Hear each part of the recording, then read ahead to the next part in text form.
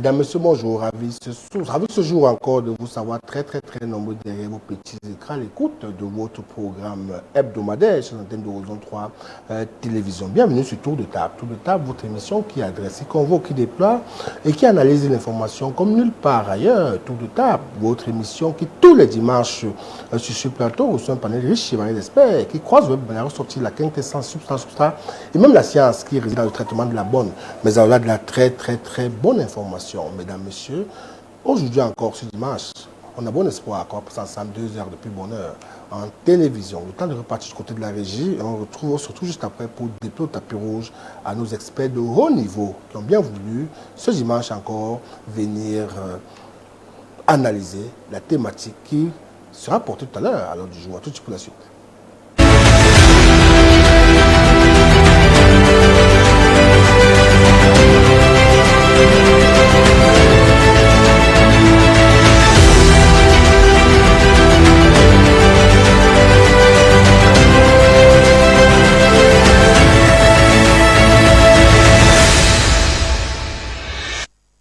De retour sur le plateau de l'émission Tour de Table de ce dimanche. Pour ceux qui nous prennent en relais pour la première fois, nous vous rappelons que vous êtes bien sûr Horizon 3 Télévision, la télévision qui monte encore, le meilleur de la télévision sur l'Andeno, communication le Cameroun et partout ailleurs. Si vous êtes sur Tour de Table, on s'invite tous les dimanches lorsqu'il est 10h30 jusqu'à 12h50.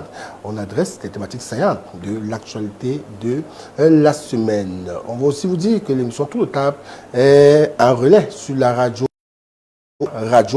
à fréquence 92.2. Vous pouvez aussi nous suivre de ce côté. On dit bonjour à tous ceux qui nous suivent, tous ces taximans qui ne cessent de nous appeler chaque dimanche pour nous dire qu'ils aiment ce qu'on fait. Votre fidélité nous honore. Maintenant que le décor est planté, on va en mettre des petits plats des grands en présentant ceux qui sont avec nous sur ce plateau. Il est avec nous ce jour, c'est pas pour une fois qu'il arrive sur ce plateau, mais un homme politique émérite, un homme politique aguerri. Il est coordinateur national du parti.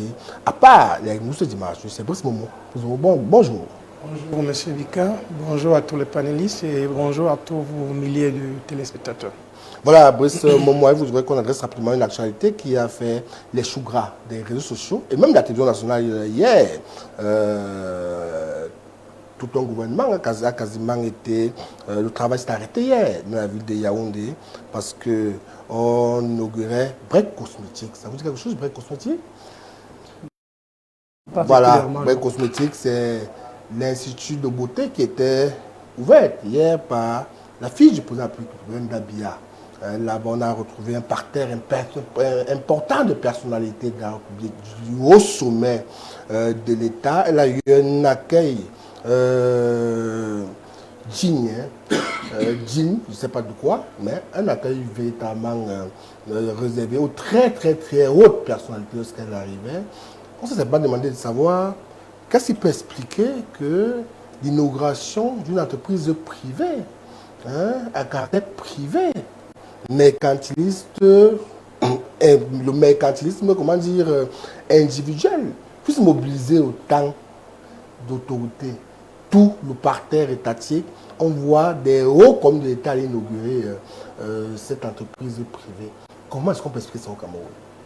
Bon, je dirais que c'est à l'image du Cameroun. C'est à l'image du Cameroun parce que vous dites une entreprise, c'est une entreprise. Non, c'est une entreprise privée. C'est une entreprise. Bon, une entreprise, bon, tant qu'on mobilise autant de personnalités, c'est parce que normalement ces personnalités n'ont rien fait dans leur bureau. Ouais. Parce que je ne peux pas comprendre qu'un secrétaire ou un commissaire de police, avec l'insécurité qu'il y a au Cameroun, non, vous parlez pas des commissaires, des policiers. Je prends un exemple.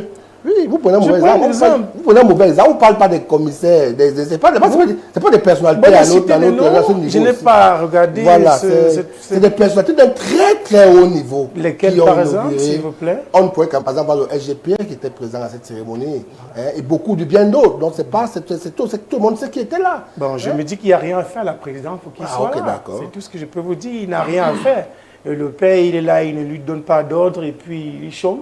Il dit, bon, alors je vais aller rendre visite au business de l'enfant du père. Parce que là, si c'était un pays sérieux, je ne sais pas ce qu'il peut aller faire.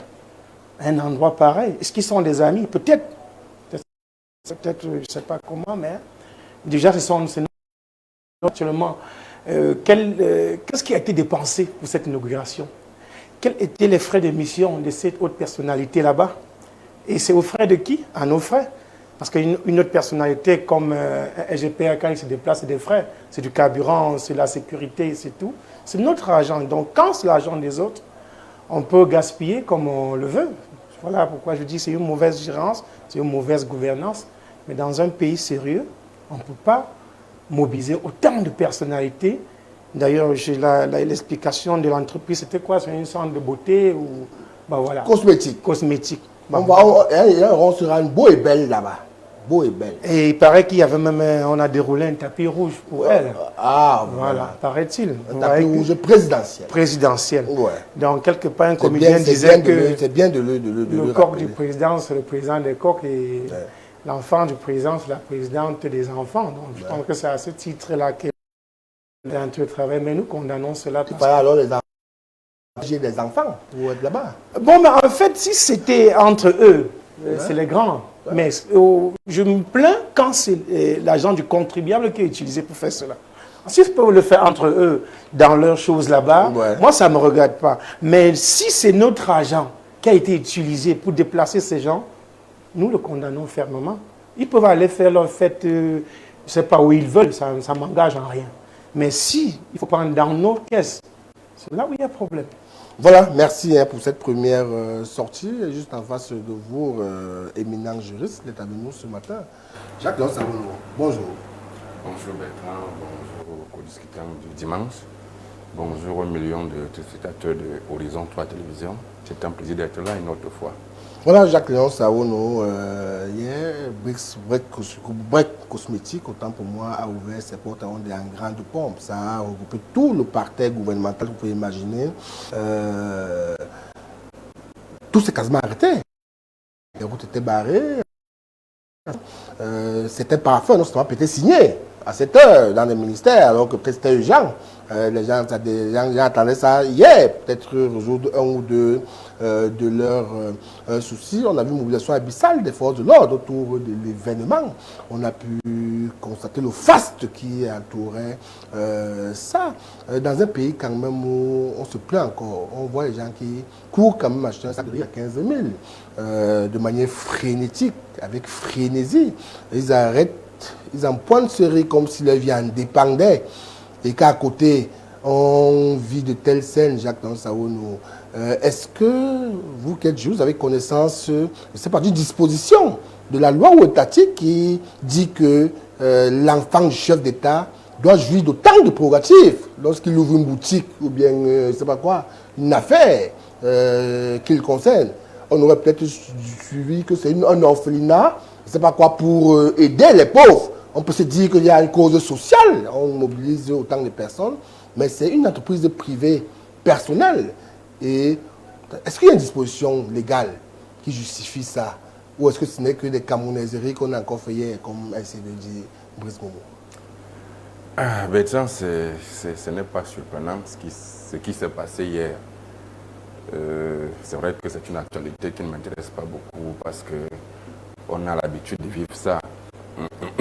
Il vous souvient que cette même fille du président a fait les choux gras de la presse avec beaucoup de choses qui n'existent pas chez nous.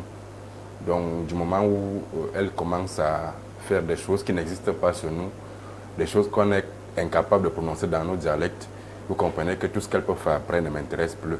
Donc, je ne me suis pas beaucoup intéressé à ça, sauf que ce n'est pas surprenant que toute la République soit ébranlée parce que la fille du roi a ouvert un institut de beauté. Ce qui est un peu plus choquant, c'est que cette même fille a été formée dans une école de renommée, l'école du Lac. Est-ce que c'était pour être esthéticienne après? Est-ce que c'était pour faire du shopping après, pour faire ce qu'on a vu hier après? Je crois que c'est un gâchis. On aurait pu réserver cette place-là à un digne Camerounais, fils de planteur, fils de paysan, qui a fait beaucoup de fois ce concours et qui a échoué justement parce que son père planteur, son père paysan. Mais vous comprenez que elle-même n'a pas eu la volonté d'aller se faire former là-bas. Les créatures de son père ont juste écrit son nom et elle a été peut-être obligée d'aller suivre les cours parce qu'elle-même, elle n'a jamais voulu être avoir affaire à cette école-là. Donc, c'est regrettable que nous soyons dans un pays qui fonctionne comme ça. Il est juste question de dire aux Camerounais que le peuple, si nous en constituons encore un, parce que là c'est aussi un problème, on se pose cette question tout le temps, est-ce qu'il existe un peuple camerounais ou alors tout simplement des populations camerounaises? Parce que lorsqu'il est question d'un peuple, et cette année 2025 est une année charnière, on sait ce qui va se passer en octobre prochain, il est question de demander à ce peuple-là de prendre ses responsabilités. Et le peuple camerounais a l'ultime opportunité d'entrer dans l'histoire en nous empêchant de vivre davantage des scénarios comme celui qu'on a vécu hier. Si ce peuple-là prend ses responsabilités, cette année, en 2026, nous ne revivrons plus ce qu'on a vécu hier. Je crois que c'est tout ce que je peux dire sur la question. Voilà, merci Jacques Savon d'être avec nous ce soir. Christian Souga, bon dimanche. Je rappelle que vous ici, dans le que vous représentez le parti CAC, Citoyen Actif du Cameroun. Tout à fait, en tant que cadre. Voilà. De ce parti. Bonjour à vous et bonjour à tous mes co-discutants et à tous les millions de téléspectateurs de Horizon 3 et à tous les citoyens actifs du Cameroun. Voilà, Christian Souga, vous avez certainement vu cette actualité comme nous hier. Est-ce qu'en tant qu'homme politique, vous avez dit c'est normal ou c'est pas normal?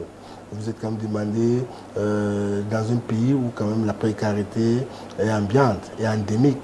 La paupérisation est une norme, voire de telles dépenses, convoquer même les sources de financement, comme l'a dit Brice Momo. Est-ce que ce n'est pas faire preuve, je ne sais pas quoi, de maladresse? Vous avez des petits citoyens, du petit peuple qui n'arrive pas à s'en sortir au quotidien, du petit peuple qui court chercher l'orée pour sa survie. Monsieur Bika, dans une villageoisie, de tels événements ne doivent pas vous surprendre. Je vous ai souvent dit que le Cameroun est une villageoisie. C'est-à-dire que ce qu'on voit qui ne se produit pas ailleurs, c'est ça qu'on fait chez nous. On a beau parler, reparler, ces gens, ça dit qu'ils s'enfoncent dans la bêtise. Parce que ça, c'est la bêtise. Ouais.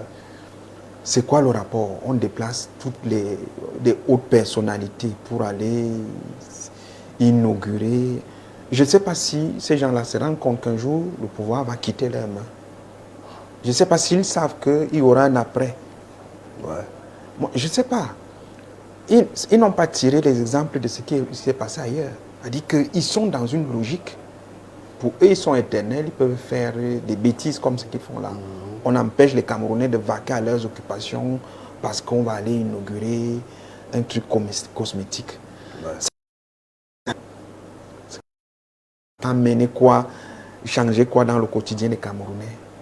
Des personnalités, un pays sérieux, si le Cameroun est un pays sérieux qui fonctionnait normalement, pensez qu'on peut déplacer une personnalité pour aller participer à l'inauguration d'un salon de beauté. Est-ce que vous pensez ça? C'est-à-dire que mon frère, on a parlé de peuple. Si on était un peuple, mais un vrai peuple n'accepterait pas une chose pareille. Vous ne pouvez pas voir ça dans des vrais États. Jamais. Ça ne passe même pas dans l'esprit. C'est-à-dire que les populations sont tellement attentives à tout ce que leurs dirigeants font qu'ils ont une pression quotidienne au point où ils ne peuvent pas s'amuser à faire des gabégies, parce que ça, c'est une gabégie qu'on a organisée, tout simplement, pour aller, n'est-ce pas, soutenir une bêtise comme celle-là, et c'est filmé, c'est pas sa Mondiovision. Vous voyez l'image que ça rejette du Cameroun. Tout un gouvernement, on déplace des personnalités pour aller. C'est pas ça Mondiovision. Ouais. Et quand les rapports vont venir de l'autre côté, on dira que le Cameroun est le pays le plus mal dirigé au monde. Les gens vont dire non, c'est faux, machin. Ouais. Voilà une preuve. Donc au CAC, on a regardé ça vraiment, on était vraiment très déçus. D'ailleurs, comme d'habitude, la déception a cessé d'être notre plat quotidien depuis 42 ans au Cameroun. On ne voit vraiment pas une réelle volonté, n'est-ce pas, de la part du régime actuel de changer sa manière de fonctionner. C'est-à-dire ce qu'on leur dit de faire, ils ne le font pas. Et c'est ce qu'on ne leur demande pas de faire, c'est ce qu'ils font. Donc vous avez un pays donc, comme ça là, qui fonctionne la tête en bas, les pieds en l'air, parce que c'est ça, le Cameroun fonctionne la tête en bas et les pieds en l'air.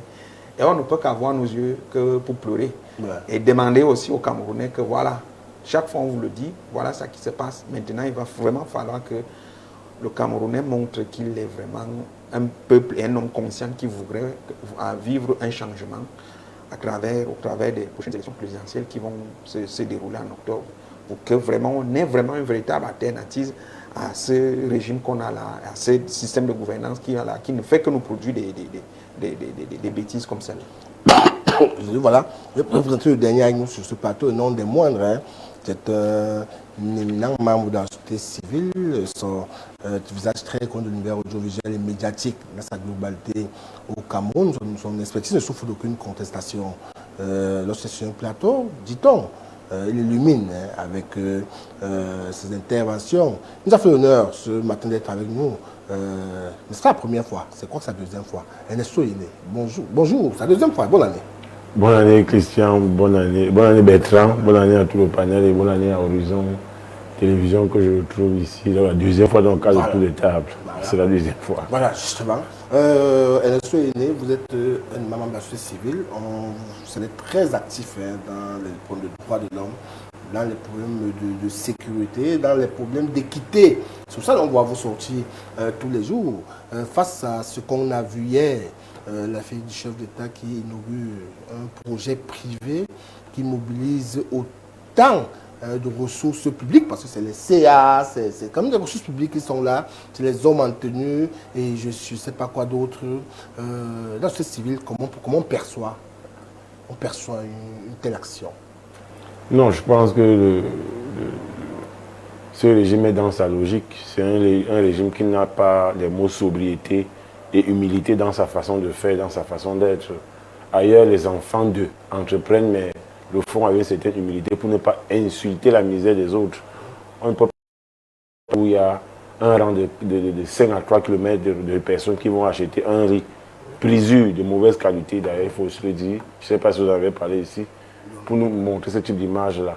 Je crois que c'est, pour moi, un peu, c'est indécent. C'est l'indécence républicaine qui a été consacrée dans cette image-là. Elle a le droit de se lancer dans les affaires, mais de là qu'à mobiliser la chose publique. Parce qu'il faut dire que ces gens qui sont là-bas sont des choses publiques, ils sont nos employés.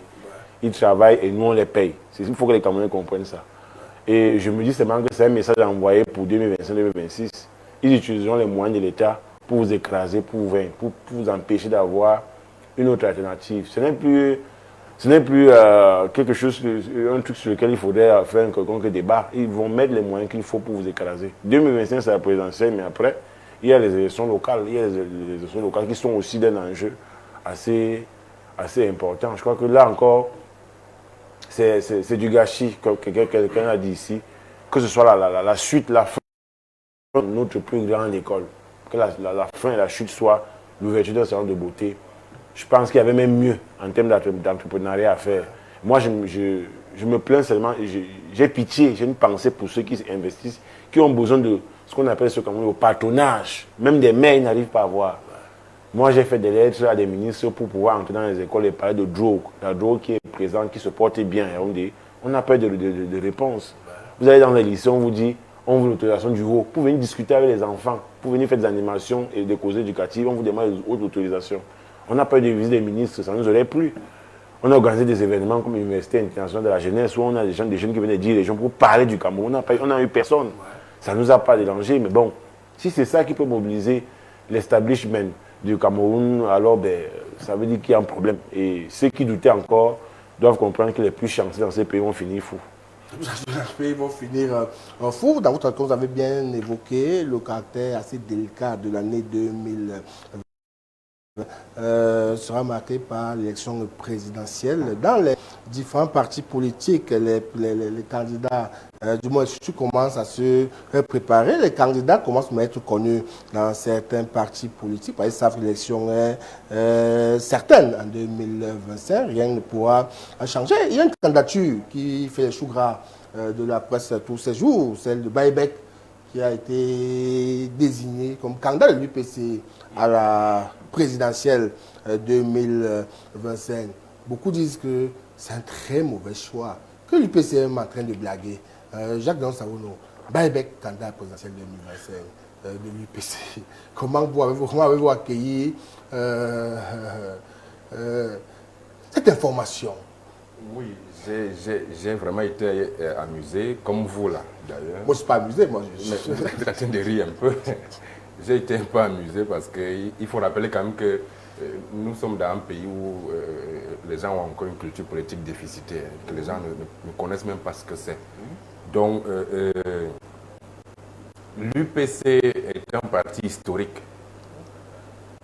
Pour le respect que j'ai pour ce parti-là, je préfère dire que j'ai été amusé de lire quelque part que l'UPC aurait choisi M. Baïbek comme candidat en 2025. Je n'ai rien contre la personne, mais quand même, pour le respect que les Camerounais sont censés avoir envers ce parti politique, ce n'est pas ce type de profil qu'il faut présenter à une élection présidentielle.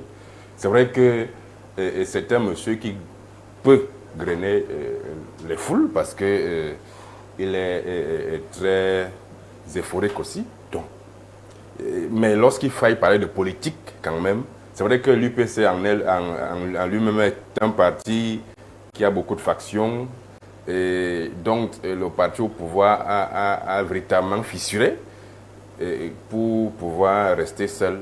Donc il y a beaucoup de choses à dire dans l'UPC. Je crois que maintenant il faut chercher à savoir quelle est la faction de l'UPC qui a choisi M. Baïbek comme candidat, parce qu'il y a plusieurs factions. Aujourd'hui, on vous dit que tel est secrétaire général, l'autre est... Donc, vraiment, dans l'UPC, il y a un flou absolu. Bon, peut-être, attendant encore 2025, peut-être c'est une faction qui a choisi M. Baïbek, peut-être l'autre faction va pouvoir se présenter son candidat. Et nous sommes dans une année charnière, donc ça va venir de partout. Attendons voir. Nous observons avec beaucoup de minutie la scène. Voilà, M. Christian Souga, vous êtes éminent membre du parti politique. Hein, c'est assez, je suppose que de ce côté aussi, on passe à l'élection présidentielle. Tout le monde fait couru sur Cameroun en disant qu'en face, quand l'adversaire qui est en face n'est pas le moindre. C'est quand même un parti qui, depuis plus de 60 ans au Cameroun, puis ça continue de l'UNC, jouit des avantages politico-administratifs pour agir dans ce pays. Ils ont quand même une certaine implantation certaine. Ça veut dire qu'en face, les partis qui iront face à eux doivent arriver quand même tout de même prêts en termes de candidats qui vont proposer, en termes de moyens, en termes de politique même, à proposer aux populations. Beaucoup estiment que quand les Camerounais veulent être sérieux et aller aux urnes pour choisir un candidat, pour aller face au RDPC, beaucoup de partis demandent pourquoi c'est démontré qu'ils veulent blaguer. Hein? Ils veulent blaguer. Ils viennent, l'UPC dit, ils mettent Baïbek, ça veut dire que l'UPC estime que, pour leur part, l'élection présidentielle est une blague. C'est ce que les gens disent, c'est une blague. Est-ce que vous estimez que Baïbek, en réalité, est comme un gadget de l'UPC? Parce que mettre Baïbek, c'est accepter qu'ils ne pourront pas gagner l'élection présidentielle. Ça voudrait dire que 2025, pour l'UPC, ils ne prennent pas ça au sérieux, ils prennent ça comme une blague, alors que les Camerounais estiment que c'est une année charnière, c'est une année où les choses doivent changer. L'UPC a été copieusement détruit dans son idéologie de ses pères indépendantistes. C'est-à-dire, elle a été complètement, ça a été effacé.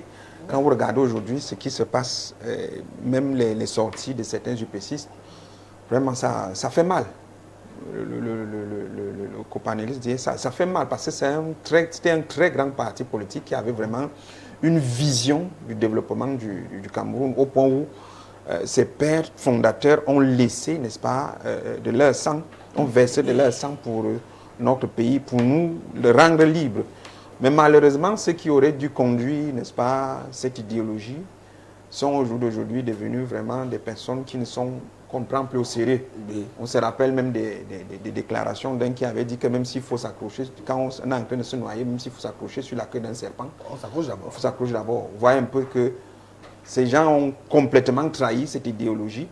Et aujourd'hui, on se retrouve vraiment avec un UPC non seulement affaibli, vidé de son contenu idéologique dans la gouvernance.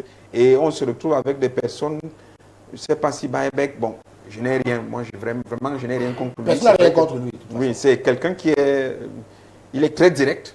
Ça, c'est quelque chose que j'apprécie avec lui parce qu'il dit vraiment des choses. Mais est-ce que c'est vraiment l'alternative que l'UPC peut proposer pour challenger le parti au pouvoir? Ça, c'est un problème parce que, comme je le disais tantôt, il faut une alternative. C'est l'alternative dans le système même de gouvernance qu'on a besoin au Cameroun et non des personnes. Parce que c'est vrai que les profils des personnes peuvent être des modèles et même des inspirations.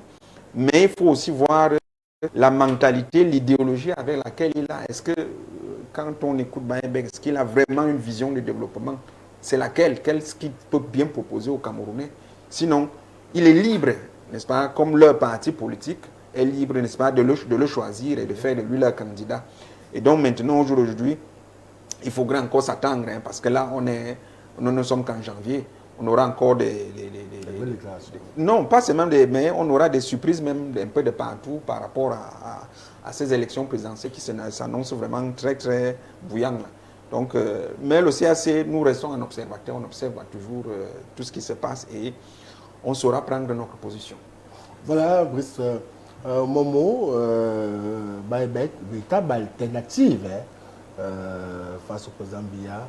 Vous y croyez? C'est vrai que vous êtes coordinateur du parti à part, mais vous observez aussi l'environnement. Est-ce que lorsqu'on mettra N'Djamène, on mettra Momo face à Biya, Baebek face à Biya, Baebek sera deuxième si jamais Biya gagne, ou Baebek sera premier face à vous. Vous voyez ça comment? Baebek, c'est un candidat sérieux? Le candidat qui n'est pas sérieux, c'est Paul Biya. Oui. Si le candidat, c'est le candidat qui n'est pas sérieux. Parce que, à mon avis personnel, Baebek et Paul Biya, Baebek est mieux que Paul Biya. Déjà, je suis dans ce... Baebek, le seul candidat qui n'est pas sérieux, c'est Paul Biya. Oui. Bon, maintenant, est-ce que M. Baebek va être candidat de l'UPC avec le système actuel? Je ne crois pas. Je ne crois pas parce qu'au dernier moment, vous allez voir le ministre Laté qui va venir intervenir sur un litige Bapol-Lipote, Baebek, et il vous dira que c'est le camp Bapol-Lipote qui va choisir le candidat, parce que l'UPC Bapol, c'est le RDPC. Alors le RDPC ne peut pas laisser, je ne crois pas qu'ils vont laisser Baebek aller au présidentiel. Mais maintenant, Baebek comme homme politique, nous ne pouvons pas le juger parce qu'on ne le connaît pas vraiment sur ce terrain-là. Peut-être en interne dans son parti. Mais publiquement, on ne le connaît pas, mais je ne suis pas là pour le juger. Mais je ne pense pas qu'il pourra être candidat. Pas parce qu'il ne mérite pas, mais parce que le système, pour l'instant, il ne fait pas partie du sillage du système. Voilà. Et ils ont besoin des gens pour leur soutenir, pour rendre crédible leur manipulation. Donc, Baebek, vraiment, c'est un candidat mieux que Paul Biya. Voilà, Ernesto, et n'ayons pas votre avis comme ça. Vous côtoyez beaucoup d'hommes politiques, vous avez même travaillé avec beaucoup d'hommes politiques dans le cadre des campagnes pour monter comment on appelle ça, leur projet politique. Vous travaillez beaucoup, on vous connaît votre perspicacité, votre expertise dans ce domaine-là. Est-ce que vous pensez que si vous apportez votre expertise, qu'on connaît à Baebek, vous portez Baebek, il peut véritablement être une véritable alternative face au président Biya au Cameroun, ou ceux qui estiment dans les chaumières que l'UPC est dans une grosse blague, hein, ont véritablement raison? Non, Bertrand, au point où nous en sommes, même un Cancrela a le droit de postuler pour être président de la République. On ne peut pas avoir pire que ce que nous avons en ce moment-ci. Ouais. Même un Cancrela qui vient... Oui, je sais l'évêque, on ne peut pas faire pire. Donc, je ne veux pas entrer dans la forme de la candidature de Baebek, mais ce qu'il faut dire qu'on se rappelle, c'est qu'au Cameroun, je crois, en ce moment, il n'y a que 18 partis politiques qui peuvent investir un candidat, sans passer par les signatures et les autres micmacs cautionnels. Il n'y a que 18 partis politiques qui peuvent le faire. Et que le problème avec la candidature de Baebek, ça sera le rififi qui est dans l'UPC. Je crois qu'il y a une faction qui a gagné un procès au tribunal et qui a une grosse, je crois que c'est Nierlebel qui en est le SG ou quelque chose. C'est cette façon, oui, qui a une décision de justice qui peut permettre qu'il puisse présenter un candidat.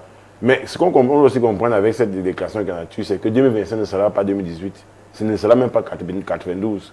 On ne sommes pas encore à la fin du mois de janvier, que nous sommes déjà pieds au plancher en ce qui concerne le jeu politique au Cameroun. Ça aussi, c'est quelque chose que les gens doivent noter. Et nous sommes à moins de 190 jours par là, de date, par période pendant laquelle le président peut convoquer le corps électoral. Donc il reste environ 190 jours aux partis politiques de commencer à faire leur jeu. Donc ceux qui accélèrent là sont déjà sur ce calendrier-là, en principe. Il y a les dynamiques qui sont déjà en place. Hein. Il y a des petits regroupements qui n'avaient pas en 2018, qui a déjà en place. Et moi, je pense même que ce qui fera l'affaire, qui sera le curseur en 2025, ça va être l'article 147 du Code électoral, qui dit que vous pouvez être candidat, payer la caution et la retirer avant qu'on ait puisse imprimer les bulletins de campagne. Tout le monde va déclarer sa candidature et à le moment dit, on verra. Quelqu'un s'en aller, il s'aligne derrière un autre, il met ses 30 millions de caution. Je crois qu'il y a cette disposition que les gens vont utiliser. La plateforme, par exemple, qui est portée par Thomas Ndamjoua, que je connais un peu bien, qui travaille sur le code électoral avec les organisations civiles, ils sont dans cette dynamique-là. Ils ont un regroupement où ce ne sont que des candidats qui sont autour de la table. Et ils se disent qu'à un moment donné, il y aura écrémage.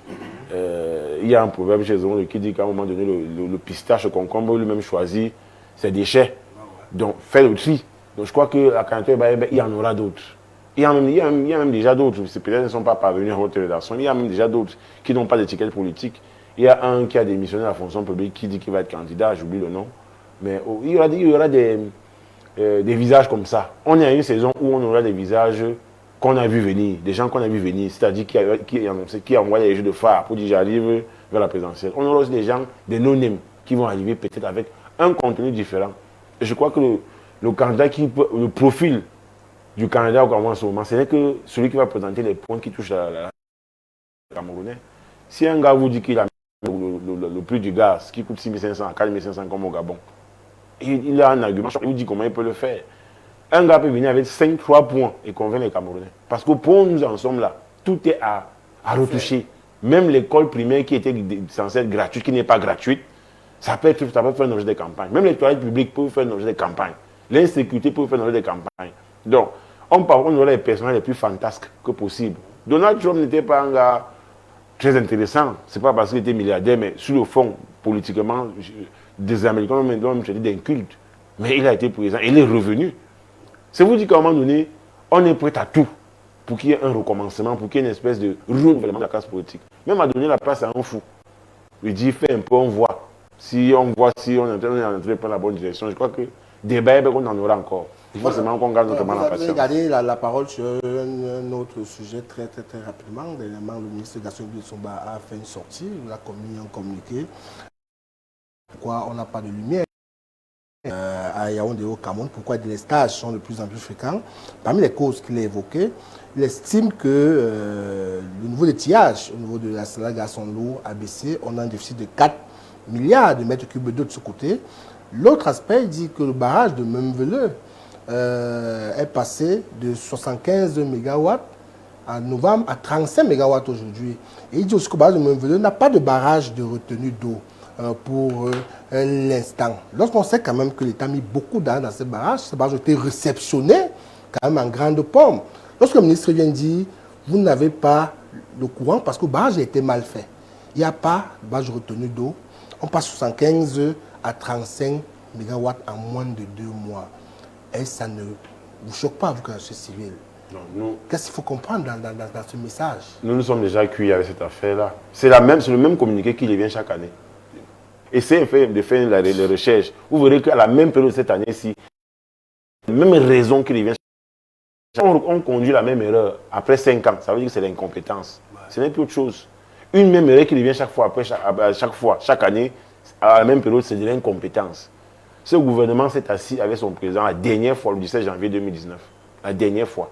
Et c'était la période où la Banque mondiale disait déjà que les milliards mis dans les projets au Cameroun sont généralement à fond perdu.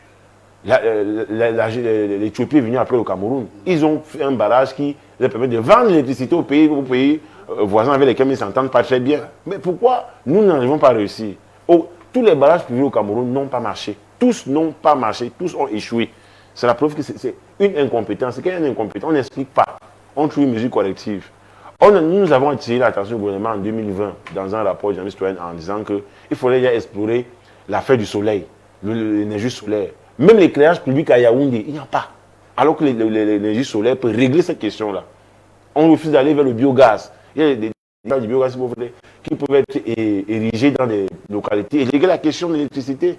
Mais je crois que ça aussi, c'est le choix de la pauvreté, le choix partant de la malgouvernance. Que ce soit Mekin, que ce soit Mvele, que ce soit aucun de ces barrages, Bini Warak, aucun de ces barrages n'a donné les kilowatts prévus. On est encore en train de discuter Natigal. Est-ce que ça sera encore bis repetita en termes d'échecs? On pense que oui. Donc, la sortie du ministre, c'est inutile. C'est simplement pour moi un aveu d'échec. Même le soleil, on n'a pas pu exploiter. Le Sénégal est arrivé après nous. Ils avaient reformé le Sénat, ils ont pris cet argent et ils ont créé des parcs solaires dans le pays pour régler la question du déficit énergétique. On est un pays qui a le bien plus grand bassin hydrique. Donc ça veut dire que de l'eau, il y en a partout. Si on n'arrive pas à faire de l'énergie avec de l'eau, là, c'est qu'il y a un problème. Avant les années 80, il y avait les power camps dans la partie anglophone. C'est l'une des raisons de la crise anglophone. Ils n'avaient pas de problème d'électricité. Quand vous voyez PWD, là, les PWD, là, c'est des sociétés locales qui s'arrangeaient à ce que les gens aient de l'énergie sur le plan local. Mais dès qu'on est passé à la Sonnelle, ça allait un peu. On est sorti à la Sonnelle, c'est devenu le désordre. Et dans le secteur de l'électricité, vous avez au moins 5 personnes qui opèrent. Vous avez Arcel, vous avez EDC, vous avez Eneo, au moins 5 acteurs différents. Pas simplement pour multiplier ce que l'on appelle des postes de nourriture aux amis. Mais on ne règle pas le problème. Ce n'est pas en créant des commissions, des institutions qu'on règle le problème. Pour le problème de l'électricité, on a 5 personnes qui entrent en jeu. Mais le problème n'est pas réglé. Donc, quand le ministre nous dit simplement que ça va dépasser, comme on dit au quartier, et il part. C'est pas compliqué. Et il y a des solutions alternatives aujourd'hui qui existent. Le solaire, le biogaz. Il y a même des Camerounais, ici et ailleurs, dans la technologie. En Allemagne, vous avez 25 000 gens qui se baladent là-bas en villégiature, simplement parce qu'on ne propose pas de venir faire des choses, comme on fait au Rwanda, comme on fait en Algérie et autres. Conséquence, on a un niveau point où même Yaoundé, la capitale du Cameroun, est en mode de jeu de lumière. En 2025. Et les gens vont venir vous dire que c'est Baébé qui est le problème du pays. Donc, mais Momo, au-delà du barrage de Mvele, qui a été désavoué aujourd'hui en public, à mon vision, le ministre dit lui-même que ce barrage a été mal fait, puisqu'il dit que ce barrage, tout simplement, n'a pas les barrages de retenue d'eau. Et il dit qu'on est passé de 75 MW à 35 en l'espace de 2 mois. Il y avait aussi que l'étiage au niveau de son lot a baissé, alors qu'il y avait un barrage, je crois que c'était de Mekin ou de Lompari, il y avait un barrage à côté de Mekin, qui était un barrage de retenue, qui avait pour rôle, en réalité, le moment venu, lorsque l'étiage baisse au niveau de son lot, que l'on puisse y arriver pour qu'il n'y ait pas de problème beaucoup plus de courant. Ça veut dire que ce barrage n'a pas fonctionné. Bon. Voilà des projets comme ça, où on a mis beaucoup d'argent, qui ne fonctionnent pas, mais on ne fait rien. Ces directeurs généraux continuent à rouler carrosse à Yaoundé ici, matin, midi, soir. Alors comme le ministre vous a dit la veille, on a mis l'argent chez vous, vous n'avez rien fait cet argent. Comment comprendre ce laxisme ou cette inertie? Bon, il se moque des Camerounais. Il se moque des Camerounais, comme a dit le co-panéliste. Les Camerounais doivent vraiment se réveiller. Imaginez-vous un pays où on vous dit en saison sèche qu'il n'y a pas d'eau. Pour que, voilà la raison des coupures. En saison pluvieuse, on vous dit qu'il y a accès d'eau. Vous voyez comment on se moque de nous. On se moque de nous. Vous voyez des ministres actuellement qui sortent et qui vont sortir, vous dire « Ah oui, on a mal fait la route, elle n'a pas été bien réceptionnée. Ah oui, on a mal... » Qu'est-ce qu'ils veulent nous pousser à croire? Que bon, voilà, Paul Biya et son système sont au courant des choses qui sont... et qu'ils reconnaissent et ils sont prêts à s'améliorer. Voilà pourquoi vous allez voir des ministres maintenant qui vont sortir. Oui, l'eau, ça a été mal réceptionné. Voilà, la route, elle a été très mal faite, on reconnaît. Et la carte d'identité, on ne l'a pas, on reconnaît. Ça, c'est une manière d'endormir les Camerounais. Bon, cette fois-là, ils sont sérieux. Ils eux-mêmes reconnaissent déjà le problème. C'est-à-dire, donnons-leur encore un peu de temps pour qu'ils arrangent cela. Mais nous ne sommes plus dupes. Nous sommes plus dupes parce que des gens créent des... Personne ne veut que les choses s'arrangent dans ce pays. D'ailleurs, moi, j'ai eu des projets à l'époque, les années 2013, bon, je n'étais pas au pays. Et quand tu abordais un ministre à l'époque, ne lui parle pas d'un projet qui est sur 10 ans. Il dit, mon frère, tu crois que je serai encore ici? Qu'il soit bon, que ce soit un projet qui va aider les Camerounais, Non, non, parce qu'il ne sait pas. Il ne travaille pas pour le Cameroun. Il dit non, non. Présente-moi un truc de 6 mois. Je vais me mettre un projet. Et mon ami il parle de solaire. Et ça n'intéresse aucun ministre. Il ne sait pas combien de temps il a. Faire du soleil, il faut prendre 3, 4, 5, 6 ans, 10 ans même. Hein? À grande échelle. Alors tu passes à un ministre et dis non, non, non. Parlez-nous des poteaux. Et là, qui vont pourrir et puis on... Mais le Biarrot il aurait pu faire le soleil. Non, mais personne n'était au courant que ça devait arriver là. Ils sont juste surpris. Ouais. Ils sont surpris d'être là aujourd'hui. Et il ne peut pas avoir un maniement parce que Paul Biya lui-même sait que c'est des camps. Quand on sort un document de remaniement, le camp B dit, ah, pourquoi il y a 5 personnes de mon camp? Si tu ne mets pas 5 personnes de l'autre camp, alors on arrête. Ah, le père réfléchit, dit, bon, on attend alors. Alors, dans l'équipe B dit non. Tu n'as pas de l'autre équipe. Si l'autre part, il faut enlever de l'autre équipe aussi. Donc voilà pourquoi le gouvernement est là jusqu'à actuellement. Parce que le père ne contrôle pas. C'est une question de camp A et camp B. Voilà, Jacques Léon Saono, il a une autre raison qu'il a évoquée. Il dit que les coupures de courant sont dues au changement climatique qu'il y a au Cameroun. Lorsqu'on sait quand même qu'au Cameroun, le changement climatique a pour corollaire qu'ici, il y a une pluviométrie très élevée. Il pleut beaucoup. La preuve, le barrage de Magdal, c'est quoi? Il pleut beaucoup et c'est un problème. Alors. Voilà. Non, c'est pour dire qu'à la réalité, nous on a beaucoup d'eau avec le changement climatique au Cameroun. On a un excès d'eau au Cameroun, le changement climatique. Est-ce que cette raison peut encore être fondée? Hein? Au Cameroun, lorsque le changement climatique, il pleut beaucoup. On a tellement d'eau qu'on peut produire l'énergie, l'électricité, comme on veut. Et vous dites que le changement climatique est l'origine des coupures de courant qu'on a aujourd'hui dans nos villes. Jacques Saono, c'est une raison farfelue ou c'est une raison que vous trouvez logique? Maintenant, c'est un discours ronflant que les Camerounais écoutent depuis 42 ans. Ouais. Donc, vraiment, ça ne surprend personne. Ça ne surprend personne qu'on nous dise à cette période-ci, chaque année, depuis 42 ans, que vraiment on a un problème d'étillage, on a ceci. C'est un discours ronflant auquel tous les Camerounais sont déjà habitués. Le Cameroun, Ernesto, là, le Cameroun est un scandale hydraulique et géologique. C'est chaque département qui a le nom d'un cours d'eau. Ouais. Donc on ne peut pas nous parler de changement climatique et tout ce qui va avec ça. C'est une moquerie à la fin pour les Camerounais. Parce qu'on ne prend pas au sérieux. Si en 2025, on continue de raconter de ce genre de conneries aux Camerounais pour expliquer le fait qu'il n'y ait pas d'électricité au Cameroun, ça veut dire qu'on ne prend pas les Camerounais au sérieux. Ceux qui travaillent pour nous et qu'on paye ne nous prennent pas au sérieux. Et pourtant, c'est nous qui les payons et c'est un vrai problème. Il faut à un moment donné que ces gens-là prennent les Camerounais au sérieux.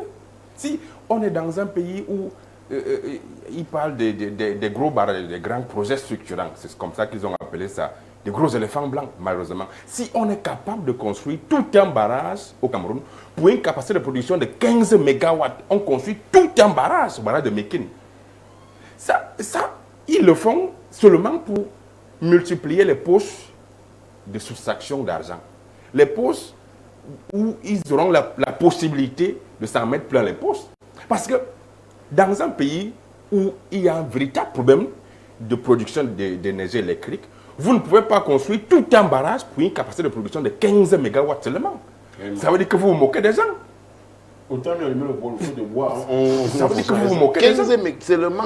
Donc, les Camerounais doivent prendre leurs responsabilités cette année. Vraiment, on en a véritablement marre. Et moi, je continue de dire aux Camerounais que on a déjà encore lancé les listes électorales, se sont réouvertes. Donc, vraiment, allez, faites le tour, allez vous inscrire. Parce que si nous restons tout le temps au quartier et qu'on dise, ah, vraiment, c'est gagné d'avance, on n'a rien à faire, vraiment, ces gens-là continueront à se moquer de nous. Et on sera là tout le temps en train de se plaindre au quartier.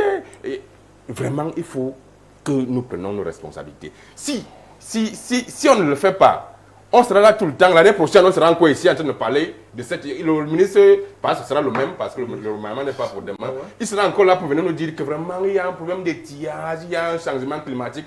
Vraiment, il faut passer à autre chose. Et j'interpelle fortement le peuple camerounais. Voilà, Christian Souga, les problématiques de lumière au Cameroun sont monnaie courante aujourd'hui. Le ministre a évoqué un certain nombre d'indicateurs qui peuvent démontrer à suffisance que ce n'est pas de leur faute, c'est de la faute des autres. Mais du moins, il t'a d'agir pour démontrer quand même que, comme c'est de leur faute, on a attendu un directeur hier ou avant-hier pour que les Camerounais compatis et à l'unisson avec sa tâte, du moins, ça risque même pas d'arriver. Comment comprendre cette chute? Il n'y a aucune compassion, ces gens-là ne compatissent pas. Ils ne sont pas humains, c'est des créatures. Ils ont épousé l'apparence humaine pour habiter parmi nous les hommes. Tout à l'heure, j'ai entendu parler de remaniement. Il n'y a jamais eu remaniement, bien ne fait pas l'eau. Il fait le réaménagement, il ne remanie pas. Monsieur Bika, le Mali, qui est 2 à 3 fois plus grand que le Cameroun, le Mali est arrosé par un seul fleuve, le fleuve Niger, qui sépare la capitale Bamako en deux, et n'est navigable qu'en saison de pluie. Il pleut 3 mois sur 12 au Mali. C'est-à-dire pour qu'il pleuve même, il faut qu'on provoque le pluie au Mali de façon surnaturelle. C'est-à-dire que à une certaine période de l'année, on ensemence les nuages avec des grosses turbines qui sont reliées avec des motopompes qui pompent la fumée. Et puis à un certain moment donné, on fait décoller des avions chargés de dynamite qui dynamitent les nuages pour que la pluie tombe. Il n'y a pas de coupure d'électricité au Mali. Le Mali prend l'énergie ailleurs, il n'y a pas d'électricité de coupure. Moi, j'ai vécu là-bas 3 ans. Quand je le dis, vous arrivez au Cameroun, ça dit que vous êtes surpris. C'est-à-dire que les gens sont en train de nous expliquer qu'ils sont incompétents, parce que c'est ce que le ministre, ils sont en train de nous dire que nous sommes incompétents. Que nous sommes, en fait, ils ne sont pas des gouvernants, ces gens. C'est des dirigeants, mais pas des gouvernants, puisque la politique de gouvernance, ils ne connaissent rien dans la politique de gouvernance. Vous ne pouvez pas expliquer aux Camerounais que on nous a demandé de serrer les ceintures. On a serré les ceintures, on a fait des sacrifices. Ils prennent de l'argent pour nous construire des barrages hydroélectriques. Après, on vient nous dire que non, comme vous voyez là, c'est que, bon, il pleut beaucoup chez nous, voilà pourquoi. Ils nous ont aussi dit que la conjoncture actuelle, c'est à cause de l'Ukraine. C'est comme ça. Ça dit que des raisons qui n'ont aucun sens. Allez, les gens, ils continuent à insulter les Camerounais tous les jours. Et ça ne dit rien. Même la honte, ils n'ont pas honte. Parce que quand un ministre de l'énergie, tu peux venir, il a même été une fois mis sur la barre devant le Parlement, où un député lui avait dit que tu ne vas rien faire, rien. Et le député avait raison. Le député, je ne sais pas quel député, il était, je pense, de la partie anglophone, lui a dit que tu ne feras rien. Et on y sommes. Donc, on est sûr que 2025, 2026, ça sera le même remède ces gens-là vont nous servir. Parce que ça dit que les gars ont formé quelque chose à l'intérieur de leur régime où ils ne coptent que les incompétents. Ils n'aiment pas les compétents. Si vous venez au Cameroun, vous avez un projet, comme le disait mon compagnonniste, vous avez un bon projet. Je vous le jure, il s'arrange à ce que ce projet-là meure. Moi, je connais une dame qui voulait venir, un monsieur qui voulait venir investir dans la canne à sucre au Cameroun. Il avait déjà le matériel pour venir investir et créer de l'emploi. Ils sont arrangés à ce que ce projet ne voit pas le jour. Donc, ils sont comme ça, même si tu ramènes donc des projets où tu veux amener l'énergie solaire, ils ne peuvent pas accepter ça.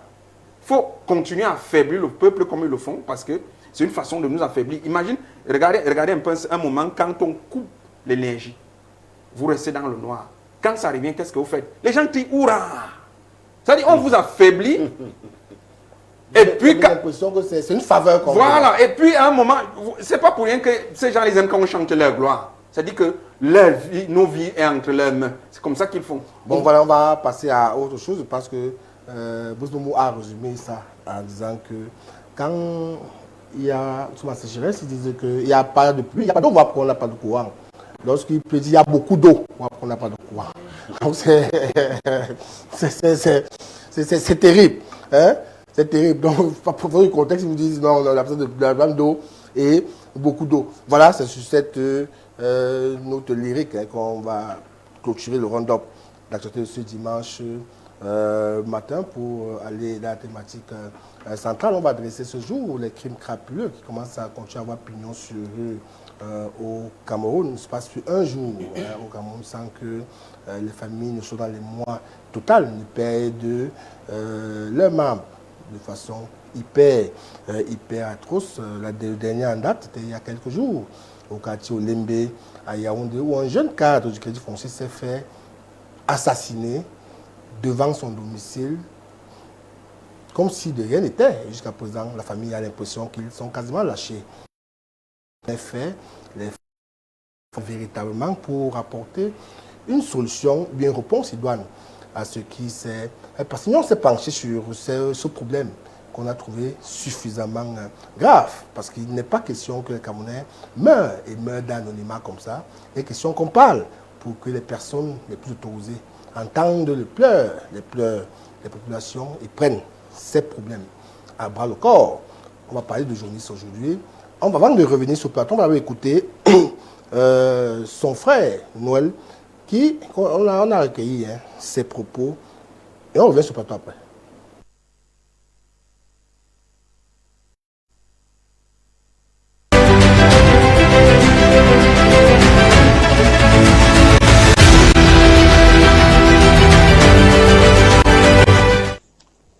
Bonjour, Monsieur Bika.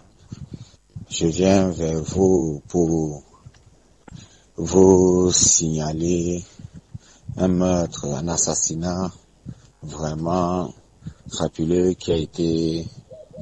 dont mon frère a été victime, mon petit frère.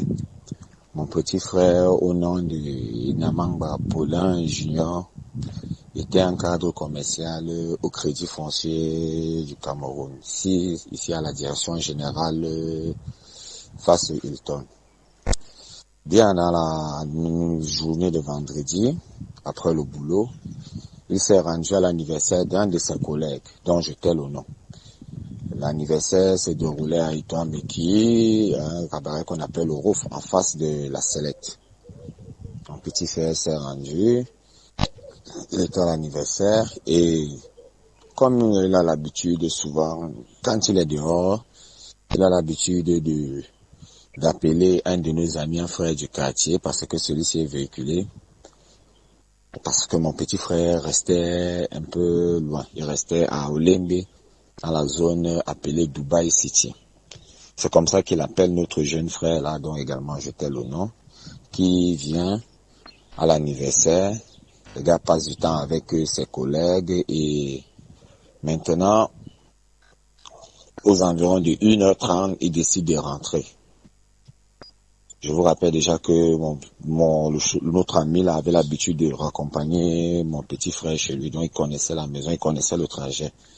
Les voici donc, ils rentrent, ils arrivent chez lui à Olembe, à Dubai City. Il le dépose, il aide même mon petit frère à traverser la route, parce que c'est vrai, ils avaient bu un peu d'alcool, ils avaient bu de l'alcool. Quand il traverse, net au niveau du portillon, mon petit frère lui dit que, de manière, ça va ici, je peux entrer, je me sens en sécurité. Il faut que tu retournes dans ton véhicule. Comme celui-ci avait laissé les clés au contact, dans le moteur tournait. C'est comme ça que notre ami dit que lui-même, avant de démarrer la voiture, s'est rassuré que mon petit entre dans le portillon. Il est entré quand il a fermé, lui-même a démarré et est parti. Mais en entrant, mon petit frère habitait un camp. Il y a deux immeubles. Lui, il était dans l'immeuble derrière. Donc, quand il traverse le garage, au moment de virer à sa droite pour prendre les marches qui conduisent à son appartement, parce que lui, il restait au deuxième appartement avec sa femme. Il était marié, père de 3 enfants. Il est marié, mairie, église. C'est là où il y a eu l'affrontement. Bon, le vent s'est dit peut-être, il a d'abord eu à bagarrer avec des gars, mais durant l'altercation, il a reçu un coup de machette au niveau de la nuque. C'est ainsi qu'on nous appelle à 3 heures pour nous signaler que mon petit frère est aux urgences de l'hôpital général.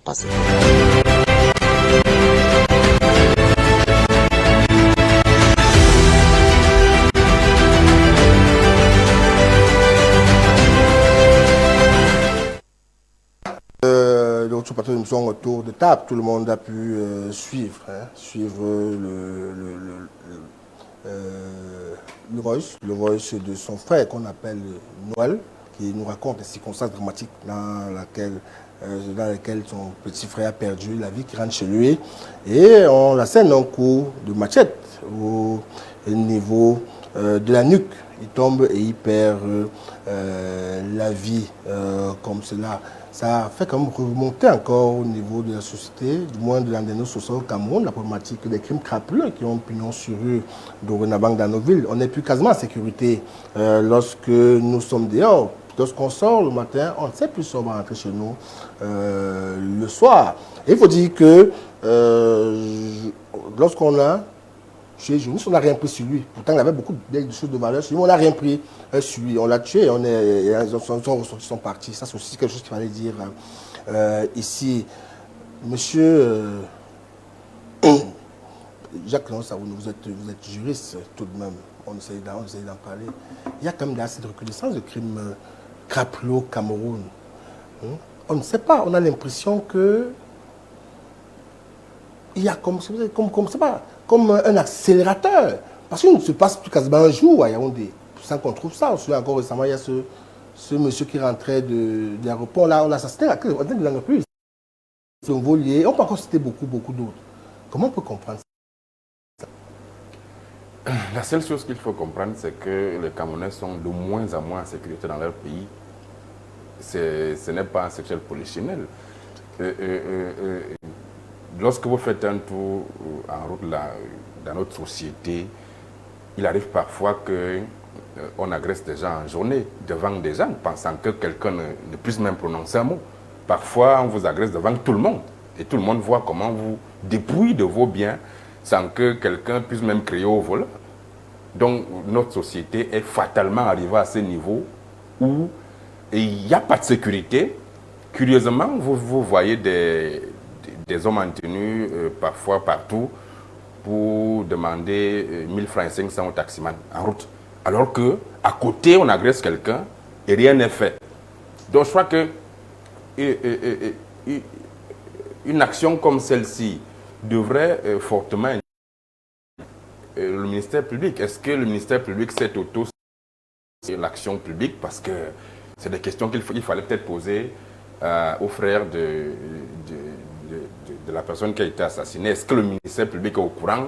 Parce que logiquement, l'action publique devrait déjà être enclenchée par le ministère public. Il n'a même pas besoin qu'il soit saisi. Il devrait s'auto-saisir parce que là, il s'agit d'un assassinat.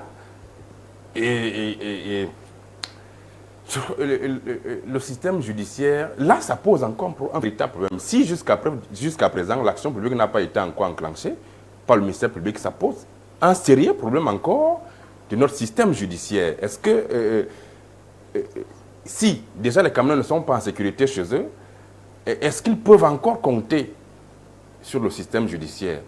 La justice est le dernier rempart dans une société. Est-ce qu'on peut encore compter sur notre justice si une situation comme celle-ci, carrément flagrant délit d'assassinat, est-ce que les autorités judiciaires sont au courant?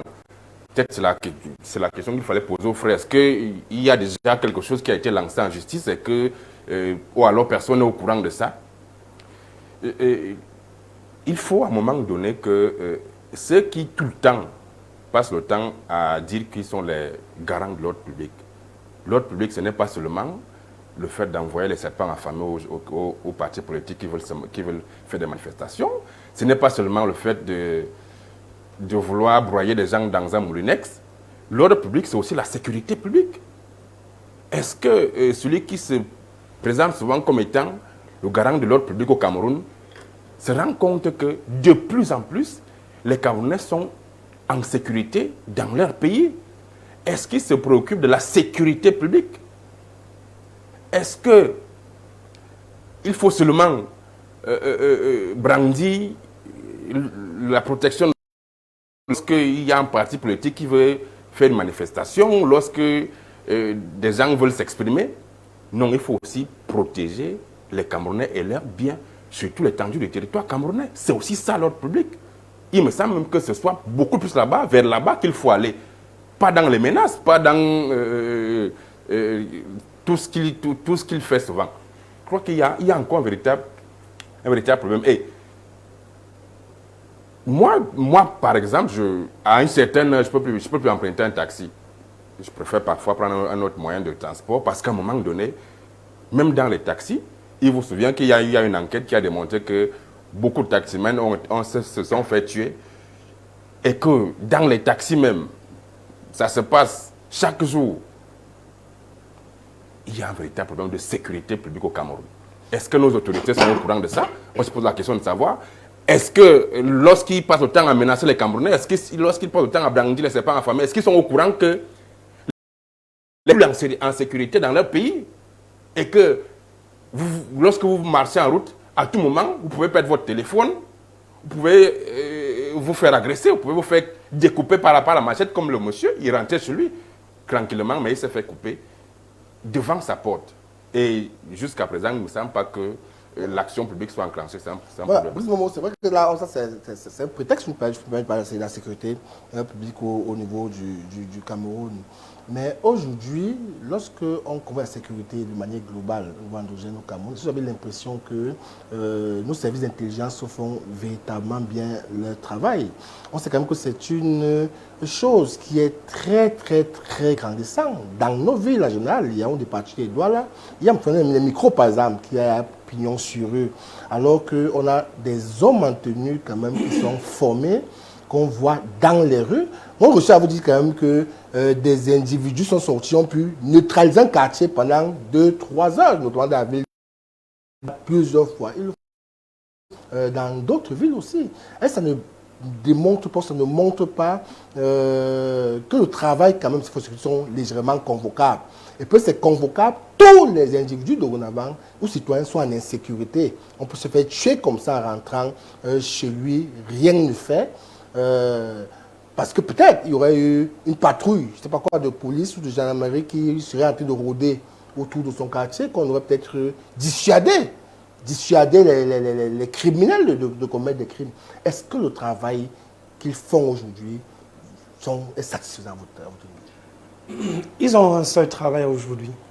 La sécurité des Camerounais de base échelle, comme on peut dire lambda, ne leur intéresse pas. Ils se renseignent sur la sécurité du président en place.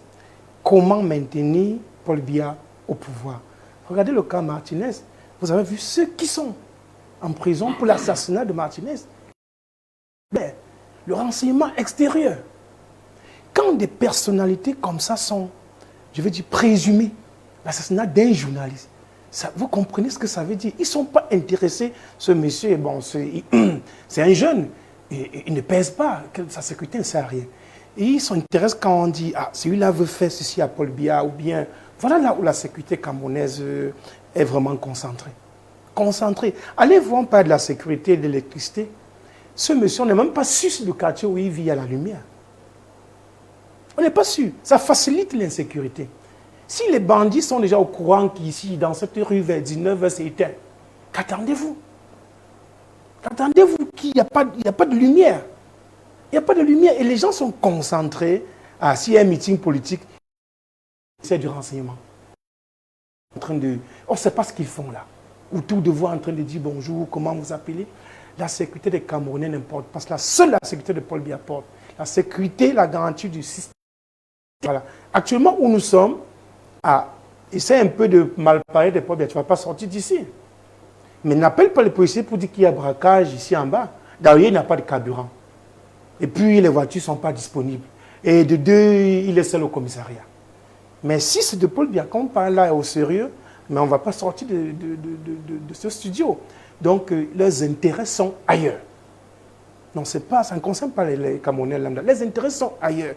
Comment se pérenniser au pouvoir? Comment on fait pour éteindre toute personne qui a l'idée de renverser le système? Voilà là où est concentré le budget de la sécurité camerounaise.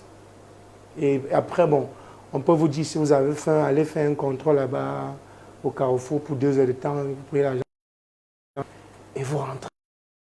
L'insécurité, même Les délinquants ont compris. Pourquoi il y a cette recrudescence? Parce qu'ils ont compris que le policier n'est pas intéressé à cela. Il ne reste pas. Un policier avait tellement de filles de la rue, quelque part. Et je passais, le policier passait avec lui, mais vous ne dites rien par rapport à ça. Non, ça ne nous intéresse pas. C'est un petit problème. Ça veut dire, quand ils voient ces garçons, les microbes, qu'est-ce qu'ils peuvent vraiment prendre chez un microbe s'il arrête? C'est important. Alors il faut aller chercher Bismomo qui est en train de vendre la cigarette et puis dire on ne vend pas ici et que je lui dis grand, voilà 1000 francs. Il voit bien le microbe, mais qu'est-ce qu'il peut extraire de ce gars? Allez-y. Donc, quand tu parles de la sécurité présidentielle ou bien du système, on peut t'arrêter. Pour faire attendre n'importe quelle réunion qu'on fait au quartier, au courant jusqu'aux associations. Les associations du village. Il sait qu'il y a une association, ils ont un compte de 50 millions, ils connaissent tout. Donc, les lumières. Si la police a autre chose à faire que de s'occuper de nous et que le seul travail, c'est garder pour au pouvoir, on aura de plus en plus. Ça va s'augmenter. Voilà, Ernesto, oui, on parle de mal, mais il y a insécurité. Au Cameroun, oui, on agresse, on vole, mais du peu, quand même, il y a une forme d'insécurité qui commence à prendre, à s'asseoir dans la néno sociale. On parle des crimes crapuleux. Il a bien fait tout à l'heure de parler de Martin Zogo. On parlait d'Ola Bébé juste après. Voilà, Petit Jonis. Il y a un monsieur qui a été tué l'élément de la montée d'un volet là. On peut citer comme ça, où on tue quelqu'un, pour rien, on ne prend rien. Pourquoi cette criminalité spécifique, cette insécurité spécifique prend de l'épaisseur au Cameroun? À l'époque, on savait qu'on t'agresse parce qu'on veut prendre quelque chose, on t'a poignardé, on t'a tué, on a pris ton téléphone, on a pris de l'argent. On comprenait bien que c'était des bandits de 2 balles qui avaient fait un truc.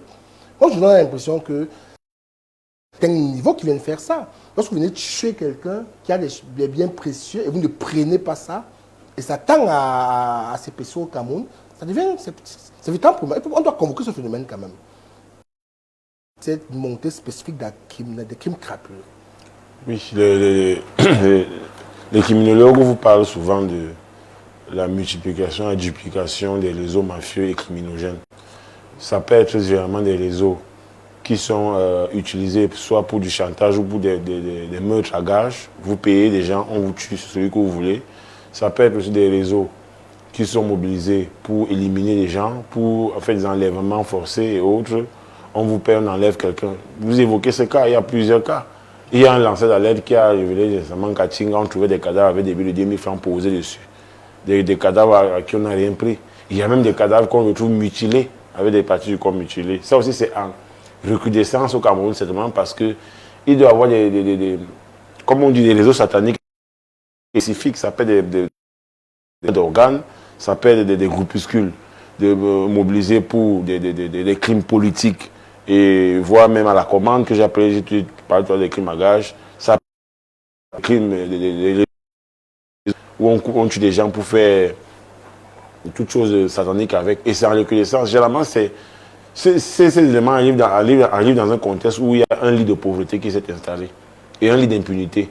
Ça veut dire que les gars s'installent en sachant qu'il y a une incapacité de mettre la main sur eux, une incapacité de les attraper. Soit ils sont très bien organisés, soit il y a des connivences à un niveau plus élevé. C'est un peu comme avec la drogue. C'est un peu comme avec les mafias du médicament et autres. Il y a généralement des trucs plus élevés. Mais tout au moins, ce qu'il faut aussi considérer, c'est que les éléments criminogènes au Cameroun sont tous au rouge. Qu'est-ce qui peut amener à ce que le taux de criminalité augmente? On va par exemple parler de 1. Si vous avez une ville où il n'y a pas de transport en commun, vous avez le choix que du taxi. Vous êtes en plus dans un taxi qui est dans un bus de 100 personnes. Vous n'avez pas l'électricité, l'éclairage public. C'est ça qu'on met dans la mobilité urbaine. Ça augmente les criminalités. Vous avez l'environnement sociopolitique. Quel est le taux de chômage? Au Cameroun, les jeunes de 25 à 35 ans qui sont à l'école chôment 5 fois plus que ceux qui sont non scolarisés. C'est une donnée de l'INS. Ça veut dire que vous avez des bandits intelligents, des bandits diplômés. Ça rend encore l'affaire compliquée. Troisième élément, la circulation des stupéfiants et des drogues. La drogue au Cameroun se porte bien. Il y en a une nouvelle chaque jour. Et dans les drogues, mettez aussi les whisky en sachet qui se vendent 3 à 100 francs déjà. 50 francs. Je suis à 300 francs, il y a la promotion. Il y a un qui est en promotion en ce moment. Quand un enfant de 17 ans ingurgite 3 sachets, Bertrand, il est drogué. Il peut t'ouvrir le ventre pour un moment de prétexte, parfois même pour un regard. Donc quand vous avez tous ces éléments-là, à côté maintenant de ce qu'on a, ganséisme de haut vol. Parce que quand vous regardez le cas qu'on vient d'avoir là, le gars est entré dans son portail, il a pris les marches pour aller chez lui. C'est deux choses. Soit il a croisé les bandits qui allaient au pays ailleurs, soit on l'attend. Ça veut dire que les gars sont... Et ils ne lui ont rien pris. Ces éléments, quand même dans les films qu'on voit à la télé, les Derrick et autres, là, on comprend que soit on cherchait ce gars, soit on l'attendait. Parce que son frère vient souvent le déposer. Peut-être les gars aussi savaient qu'on a l'habitude de venir le déposer. Donc c'est tous ces éléments-là qui font que, comme il a dit, la force publique doit se saisir de cette affaire. Ailleurs, qu'est-ce qu'on fait? Quand il y a un événement comme ça, on communique. Il y a un communiqué qui sort. On dit, le responsable de la police dit voilà, voilà. Questionnons aussi, en quatrième élément, les moyens mis pour lutter contre la criminalité. Moi, j'ai l'impression que la police est en sous-effectif. J'ai l'impression. Je ne vois les voitures de police qu'à la seule occasion. Quand il y a le feu du 20 mai, je vois les voitures de la police. Ou alors quand le MS fait une réunion, c'est là où je vois les voitures de la police. Mais des patrouilles comme dans les pays où on va souvent, déjà tu es au bar, tu vois une patrouille qui arrive. Ou il y a aussi, on voit la police quand on veut fermer les bars. Alors les fermetures des bars pour faire la ronde et prendre les 2000 pour laisser le bar ouvert. Les bars qui tournent jusqu'après minuit là. En dehors, vous voyez des patrouilles de police quand il n'y a presque pas. On a aussi à Yaoundé l'affaire des caméras de surveillance dans la ville. Est-ce que ces caméras-là parlent? Vous avez déjà suivi qu'il y a eu un crime et on a réglé ça grâce aux caméras. Elles sont d'ailleurs placées où? Les microbes que tu évoquais dans ton propos introductif là. Il y a eu ça à Yaoundé. Pourquoi vous allez le Douala? Il y a eu ça à Yaoundé. Et même dans la zone de Limbe, il y a un lanceur d'alerte qui a publié des vidéos, des photos. Ouais. Des gars opérés pendant 1 heure là, comme s'il y avait des rien. Où étaient les caméras? Le renseignement qui sait où envoyer les abeilles, les serpents en famille n'était pas au courant. Donc il y a ça aussi. Donc la sécurité des Camerounais, chacun doit tout faire d'abord pour lui-même. Chacun doit prendre les mesures pour lui-même. Mais celui-là, qu'est-ce qu'il aurait pu faire? Il a fait venir son frère qui peut venir le chercher. Ça veut dire qu'il pense à sa sécurité. Il sait que si je bois, j'ai mon ami qui ne va pas boire. Je ne vais même pas conduire. Son ami va laisser entrer et c'est à ce qu'il est rentré. Vous voyez que malgré toutes les mesures qu'il a, le gars a pris, on l'attendait devant sa porte. Donc, moi j'ai mal pour ces enfants. On dit qu'il laisse 3 enfants et une femme. Ils ont besoin de réponses. Pourquoi? Pourquoi lui et pourquoi là? Il a fait quoi? Comme on dit jamais au quartier. C'est une réponse comme ça que la justice, la police doit commencer à donner au moins des éléments. Faisons comme ce qu'on voit chez les autres. Martinez, on est déjà, je vais utiliser un mauvais mot, au 2e anniversaire de son décès sans avoir des réponses. Vous savez ce que ça veut dire chez nous les bêtises, que votre corps reste dans la glace des mois et des mois sans qu'on ne puisse faire votre deuil. C'est un peu comme si on demandait à votre fantôme de rester en vie, de continuer à sévir. Je ne sais pas. Pourtant, il y a des gens qui sont présumés coupables qui sont en prison. Donc, ça pose des questions dans la sérénité aussi de la justice, comme il a dit. Pourquoi, lorsque je veux organiser une réunion, on a des gens qui sont en prison aujourd'hui parce qu'il était assis dans son salon, il a dit qu'il a envie de faire une réunion, on est venu l'arrêter. Justement, ce que je dis. Il y a des gens comme ça qui sont en réunion pour des motifs comme ça. Pourquoi? Où est cet enseignement à ce moment-là? Voilà. Vous savez, il y a des hauts commis qui ont perdu leur fils, soit assassinés. Vraiment, il y a beaucoup d'éléments qui font que le sujet que tu mets sur la table mérite que notre attention soit portée dessus. Est-ce qu'on va mettre en première position les crimes ritualistes?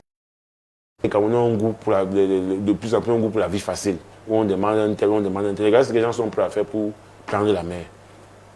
Il y a ça. Est-ce que c'est le milieu de la drogue? Est-ce que c'est le milieu de la mafia organisée qui tue à la commande, qui est déjà en place au Cameroun? Parce que ça aussi, il faut questionner cet aspect-là. C'est ça, Souga.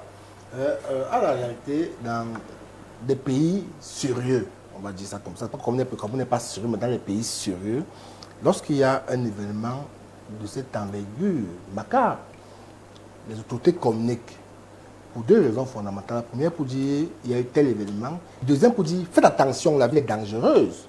Ne sortez peut-être pas tard. Ou alors que n'y ait pas peur, on va régler ça. On va régler.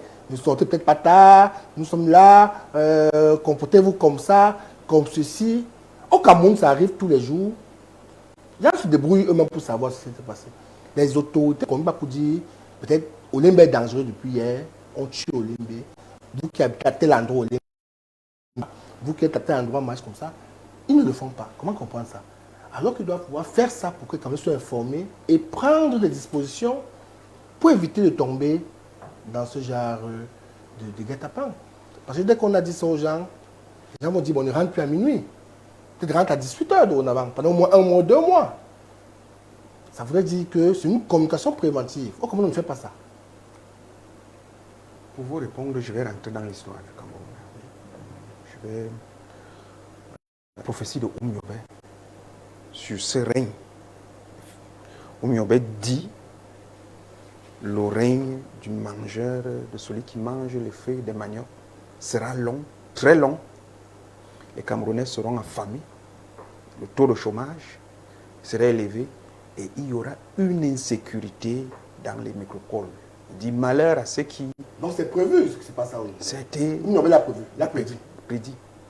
Vous le disiez, la réponse qu'il a donnée à l'évêque, parce que c'est l'évêque Mongo qui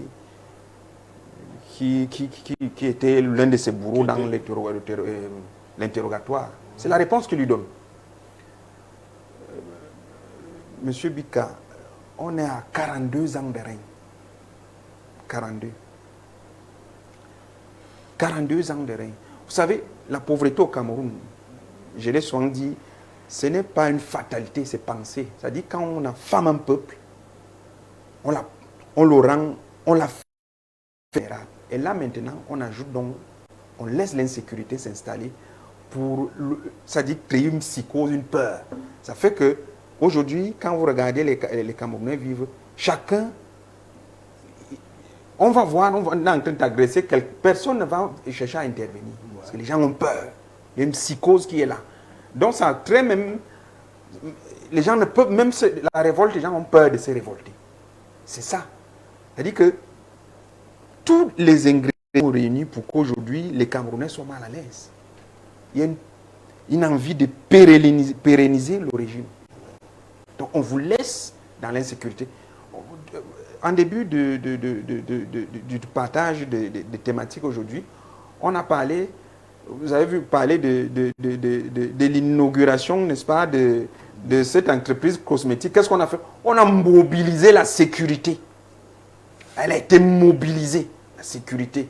On a barré la circulation, les Camerounais. On a... Quand il y a eu un crime crapuleux comme celui-là, on ne mobilise pas la sécurité. Ailleurs, on le voit. Aux États-Unis, quand il y a un crime quelque part, mais... C'est-à-dire, vous voyez comment la sécurité se déploie. À l'endroit où cela s'est passé, vous voyez les véhicules. C'est terrible. C'est-à-dire, même le citoyen sent que l'autorité a le souci de notre vie, de notre sécurité. Même ceux qui ont commis des crimes sont mal, ces crimes-là sont mal à l'aise. Ils disent que, mais attends, on pensait que ça allait se passer, voilà, mais là maintenant... L'affaire est très sérieuse. Mais le frère de Noël a été assassiné. Quand vous écoutez, ça dit que les autorités ne sont pas intéressées. Les autorités, ceux qui sont en charge de la sécurité, ils ne sont pas intéressés, ils sont désintéressés. Qu'est-ce qui les intéresse? Qu'est-ce qui les intéresse? On a parlé ici des 1000 francs, des 2000. Ils sont intéressés par la sécurité du régime. Vous savez, Monsieur Bika, on est dans un système, c'est-à-dire que dans lequel il faudrait que les Camerounais comprennent que la sécurité physique qu'on parle là, il y a même une insécurité, même au niveau même des institutions. C'est-à-dire qu'on parlait tout à l'heure de l'eau, de l'énergie. C'est une insécurité. Je parlais tout à l'heure du fait que quand on coupe la lumière, ça provoque, c'est une psychose. C'est la même chose avec l'eau. On vous affame. C'est l'insécurité. On est dans une sécurité. C'est-à-dire que le système est tellement violent. C'est-à-dire qu'il utilise tous les mécanismes de violence au point où le Camerounais est devenu un être qui n'a plus de droit dans son pays. Nous n'avons plus de droit de circuler librement. Nous n'avons pas le droit, n'est-ce pas, d'aller dans des fêtes et rentrer à X heures. Parce que nous sommes en insécurité. C'est ce que ça veut dire. J'étais l'autre jour, en début de semaine, à Étoudi. Je suis allé madame. Elle me dit que quand je voulais rentrer, je voulais passer par le carrefour. Et tu me dis que quoi? Tu rentres au carrefour, passe par l'école. On va t'agresser là, les gens vont voir, personne ne va réagir. Quand vous prenez aujourd'hui là, Yaoundé, si vous prenez la zone à partir des Mana, Mobile et Mana, en descendant jusqu'à Nkomtou, toute cette zone-là, dans la nuit, il y a une insécurité qui ne dit pas son nom, surtout dans les taxis. Cette agression que vous êtes en train de parler, qui a abouti à un crime crapuleux, il y en a des centaines. Dans cette zone-là. Mais la zone est très insécurité. Mon petit frère a été agressé. Il y a une zone, c'est une zone très insécurité. Ça dit que c'est terrible. Hein. Une certaine heure là, si vous prenez le taxi pour aller dans cette direction-là, si vous arrivez, il faut dire merci à Dieu. Parce que, franchement, l'insécurité s'est installée dans cette zone-là. Et au jour d'aujourd'hui, les autorités ne font absolument rien pour mettre fin à ça et mettre les Camerounais en sécurité. Mais M. Brice Momo, lorsque dans une ville, il y a des zones de non-droit comme ça, où on sait que le crime a élu personne, ne fait rien, est-ce qu'il faut que les populations elles-mêmes prennent le tour à bras le corps? Après, on va dire qu'il y a justice populaire et tout ça. Si on se rend compte qu'il y a les crimes, comme il dit, on agresse chaque jour, on ne fait rien, on va prendre des bandits et ils vont passer à tabac, on va les tuer, ça va devenir notre problème. Qu'est-ce qu'on peut faire face à cette inertie totale du pouvoir public? Ils savent que c'est une zone de non-droit, on agresse, on tue. Comme il dit, il ne faut rien. Olymbe, c'est la même zone, c'est cette même zone. Ben oui. Comme je disais tout à l'heure, c'est pas ce qui se passe dans les rues et dans les quartiers au Cameroun n'intéresse pas, c'est pas rentable. Les populations doivent prendre elles-mêmes des stades. Qu'est-ce qu'il faut faire pour... Je ne sais pas, je ne peux pas répondre parce que je suis très vraiment contre la justice populaire parce que parfois, dans la justice populaire, il y a les rendements de compte. Il y a parfois, on se mêle à tout et puis on commence à agresser, à assassiner des gens. En collant des motifs, il a failli agresser. Bon, mais les Camerounais ont une seule chose à faire, comme je dis depuis, et sur tous les plateaux. Inscrivez-vous, chassez le système, qu'on ait une gestion du pays vraiment digne. Parce que, c'est là où les mêmes policiers viendront vous arrêter pour avoir assassiné un innocent. Parce que vous dites, entre guillemets, que c'est un bandit. Donc, inscrivons-nous, votons, et surtout surveillons, parce que voilà un problème chez les Camerounais. Je vais rentrer en politique parce que c'est ça le nœud du problème. Il faut que ces commissaires sachent qu'un truc dans un quartier, s'il n'a pas intervenu, s'il n'a pas mené une enquête, c'est une demande d'explication du dégât à la sécurité nationale. Ou le chef de poste qui est là sait que c'est une demande d'explication de son commissaire de tutelle. Comment un crime pareil, où tu n'as rien initié. Donc, ce n'est pas normal. Donc, le problème, c'est de changer le système de 42, voire même 60. C'est tout, parce que si vous ne le faites pas, on va venir chanter ici les mêmes jours. D'ailleurs, en sortant, il y aura un nouveau crime. On va le prochain citer des noms. Et quand vous flattez même on met certains en prison, ça c'est pour vous distraire un peu. Ils sortent la nuit, ils partent dormir chez eux au quartier, et le soir, ils retournent, le matin, ils retournent. Il faut que les gens s'inscrivent, il faut que les gens votent, et surtout, surveillent leur vote. Parce que c'est ça le problème. Nous, à part nous décrions ça. Pourquoi? Les Camerounais, quand ils partent voter, ne changent pas de sujet. Parce que c'est là où on va changer ce qui se passe au Cameroun. Quand ils partent voter, après, ils s'en vont dormir. Ils s'en vont dormir. Donc, si nous voulons quelque chose qui doit changer, ou que la manière de faire change, c'est dans les bureaux de vote. Parce que ce n'est pas un discours. Oui, là, on allait se focaliser quand même sur le gouvernement. Hein. On dit système, mais c'est à eux qu'on pense. On a l'impression qu'ils impulsent des mauvaises dynamiques. Voilà pourquoi ça ne marche pas. Mais ce n'est pas qu'on vous aussi la responsabilité individuelle des personnes. Lorsque Paul Biya va quand même se lever de Toudi pour devenir le commissaire de Toudi ou le commissaire d'Olembe, hein, des personnes qu'on nomme là-bas, au niveau peuvent faire ou essayer de faire leur travail. On ne l'appelle pas comme de faire leur travail de sécurité publique. Mais même à ce niveau, on trouve qu'il y a beaucoup de quoi, beaucoup de laxisme. Que ce n'est pas aussi ces laxistes-là qui ont de faire leur travail, sont concentrés à faire autre chose, qui favorisent la prolifération de cette insécurité aussi dans nos villes. Parce qu'on regarde toujours, oui, Paul Biya, oui, Martin Barangele, je ne sais pas quoi. Mais il ne va pas devenir policier en route quand même. Il y a des policiers qui sont en route qui doivent travailler. Lorsque les microbes agissent, c'est que les policiers n'agissent pas et fuient. Lorsqu'on agresse quelqu'un à la poste centrale, que le policier qui voit là ne peut pas agir, ce n'est pas de la faute de Paul Biya ou de Martin Barangele. Il y a un policier qui est à la poste centrale mais qui voit qu'il n'agit pas. Votre exemple est pertinent. Même la question est pertinente. Sauf que le seul coupable, le seul comptable de ce bilan des crimes crapuleux, c'est M. Biya. Parce que c'est à lui que le peuple camerounais a donné un mandat d'agir en son nom et pour son compte pendant 7 ans. Donc, non, vous voulez me dire que... J'en viens. Vous voulez me dire que vous êtes en plein poste central, comme on voit ces badauds, votre portefeuille, votre téléphone, ce gars, il court là devant le policier, comme on le voit tous les jours, il ne réagit pas. Vous voulez dire que pour être bien comptable de ce que... Je voulais expliquer en disant que le laxisme là est congénital au système du renouveau. C'est-à-dire que c'est dans ses gènes. Donc personne ne peut se départir. Je dis que c'est dans ses gènes. Dans ce système-là, la seule chose qui préoccupe... Il n'y a pas d'après vous de bons policiers ou bien de... J'explique. Ok, là-bas, et dit Paul Biya va partir seul, et vous verrez. Dans ces régimes-là, la seule chose qui préoccupe le système de sécurité, c'est la pérennisation du pouvoir. Tant que vous ne touchez pas au pouvoir de M. Biya, faites ce que vous voulez, ce n'est pas leur problème. Ils ne s'occupent pas de ça. Voilà pourquoi vous verrez dans des commissariats. Et aussi, si on avait, j'ai dit que le laxisme est congénital, si on avait des dirigeants capables de se déplacer à tout moment, si un policier qui est placé dans la route sait que M. Barangela apparaît, il va réagir. Il va faire son travail. Mais comme il sait que M. Barangela a 90 ans, c'est un vieillard, il peut difficilement se déplacer, il s'en fout. Il peut faire ce qu'il veut. Il sait que pour que M. Barangela arrive dans son bureau, c'est pas extraordinaire. C'est un vieillard de 90 ans, difficilement il peut se déplacer. Voilà. La même chose avec M. Biya. Si ces ministres savaient qu'à tout moment il peut débarquer dans son bureau, à tout moment il peut se déplacer, il serait au four au moulin en train de travailler.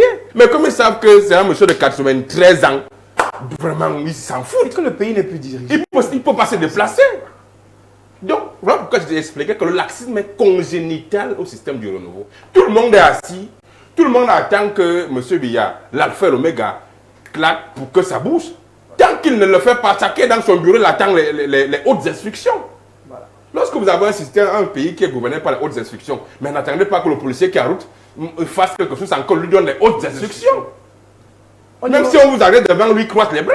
On arrive ainsi dans ce pays que tu as un problème, tu vois un gardien de la paix, tu lui dis, l'officier vient de dire ceci, il dit que donc qui me fiche la paix, c'est pas lui qui m'a recruté. Vous imaginez? Et donc un supérieur veut parler, il dit, c'est pas lui qui m'a amené ici. Il va lui dire que je m'en fous de ça.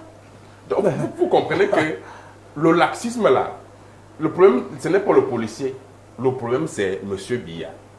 C'est M. Biya qui doit mettre toute cette batterie gouvernementale en musique.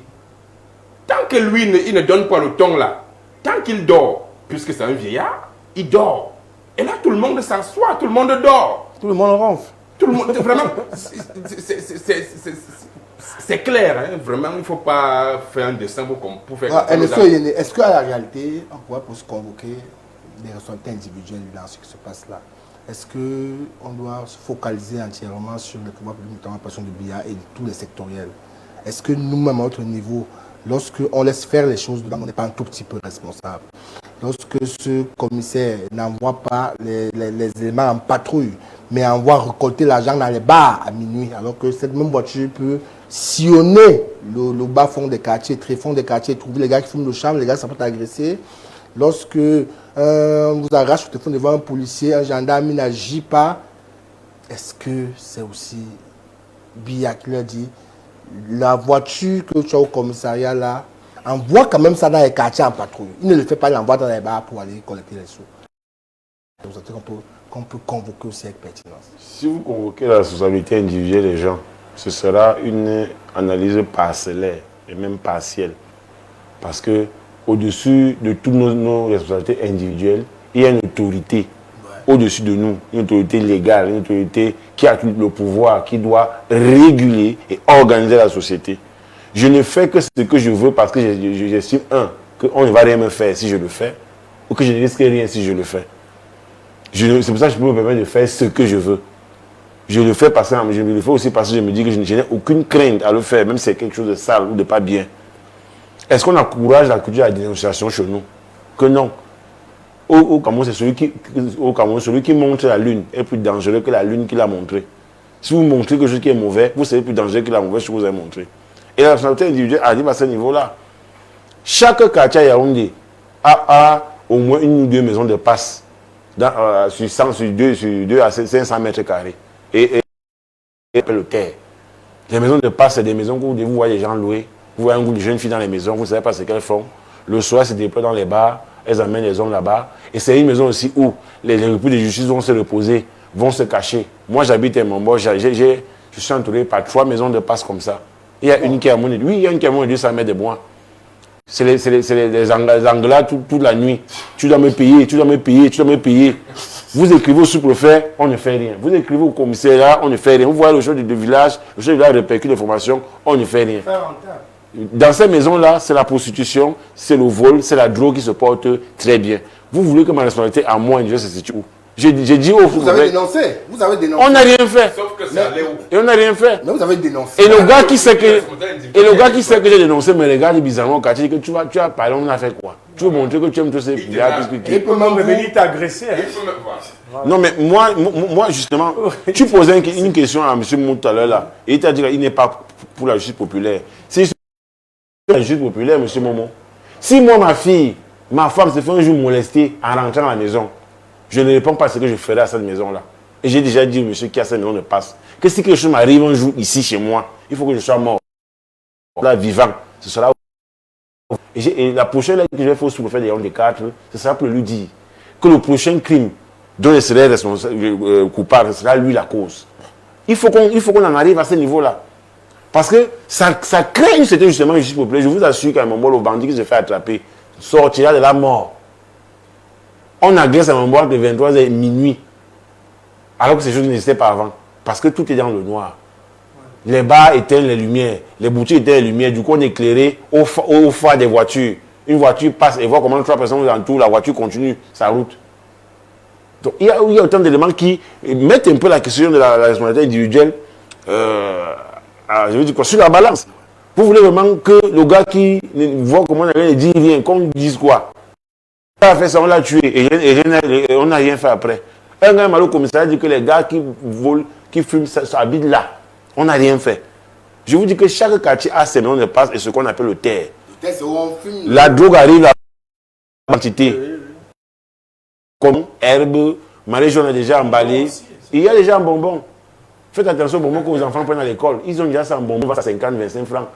Des bonbons avec des sucettes, comme on dit dans le jargon, des sucettes.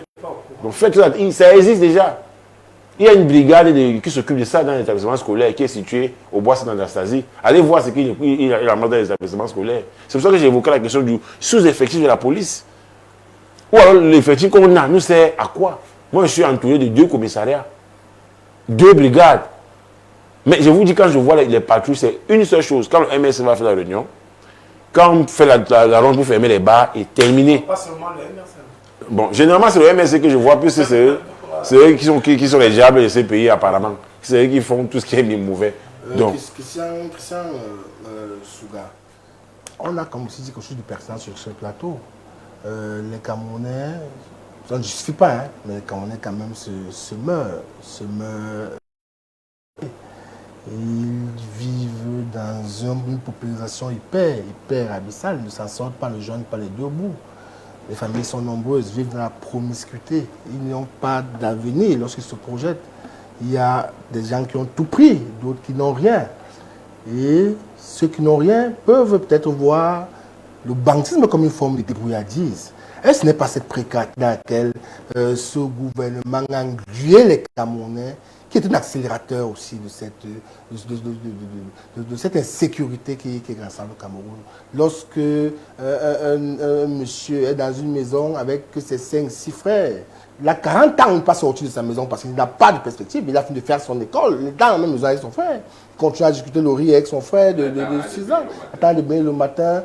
Mais c'est un danger public, un monsieur comme ça. Il voit comme il a fait son école. Et à côté de lui, il voit quelqu'un qui a très peu fait l'école, qui vient d'entrer à l'ENAM, très peu fait l'école parce qu'il a un bon nom, une bonne étoile. Très peu fait l'école, il vient commander à son quartier. À côté de lui, il voit Brenda qui est entrée à l'ENAM et qui est sortie pour être esthéticienne, coiffeuse. il a même peur de l'ENAM après. Voilà. Est-ce que ce n'est pas aussi cette précarité-là qui est un accélérateur, un facteur aggravant de ce qu'on vit là aujourd'hui? le manger, chercher à manger. Et Les- point de moi chez moi. L'insécurité, la conséquence de la malgouvernance. C'est la conséquence. C'est un langage. La violence est un langage. Oui, la violence. C'est-à-dire que quand vous avez le système, un dysfonctionnement du système, les mécanismes du système de gouvernance ne fonctionnent pas au Cameroun, ou alors fonctionnent très mal. Le ministre nous a dit là tout à l'heure dans l'un de nous, que il nous parlait de l'incompétence, que nous sommes incompétents. Quand vous avez un système qui a été conçu pour mettre en évidence les incompétents. Et donc, ces incompétents-là, qu'est-ce qu'ils font? Ils ne peuvent que les mécanismes du système. Même vous aujourd'hui, M. Bika, si on vous prend, on vous met dans ce système, allez avec la bonne volonté de bien faire. Ils vont vous amener à mal faire. Il y a des gens là-dedans qui veulent bien faire, hein, mais c'est que le système, le mécanisme fonctionne très mal au point où ils font mal. Quand vous avez à la tête d'un État un homme de plus de 90 ans, vous allez au Sénat, plus de 90 ans, vous allez à l'Assemblée nationale, plus de 90 ans, vous allez au Congrès, vous voyez un peu que il y a déjà là un sérieux problème. Ils veillent sur quoi? Les personnes qui sont censées avoir les plus grands pouvoirs au Cameroun. Ils ont quel âge? Plus de 90 ans tous.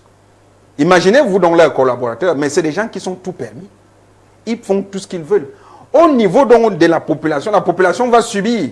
Tout simplement parce que chacun veut s'en mettre plein la panse et il ne pense pas aux pauvres. Et le pauvre maintenant, quand il se retrouve dans la précarité, qu'est-ce qu'il fait? Il faut réfléchir comment est-ce qu'on peut faire pour s'en sortir. C'est vrai qu'on en...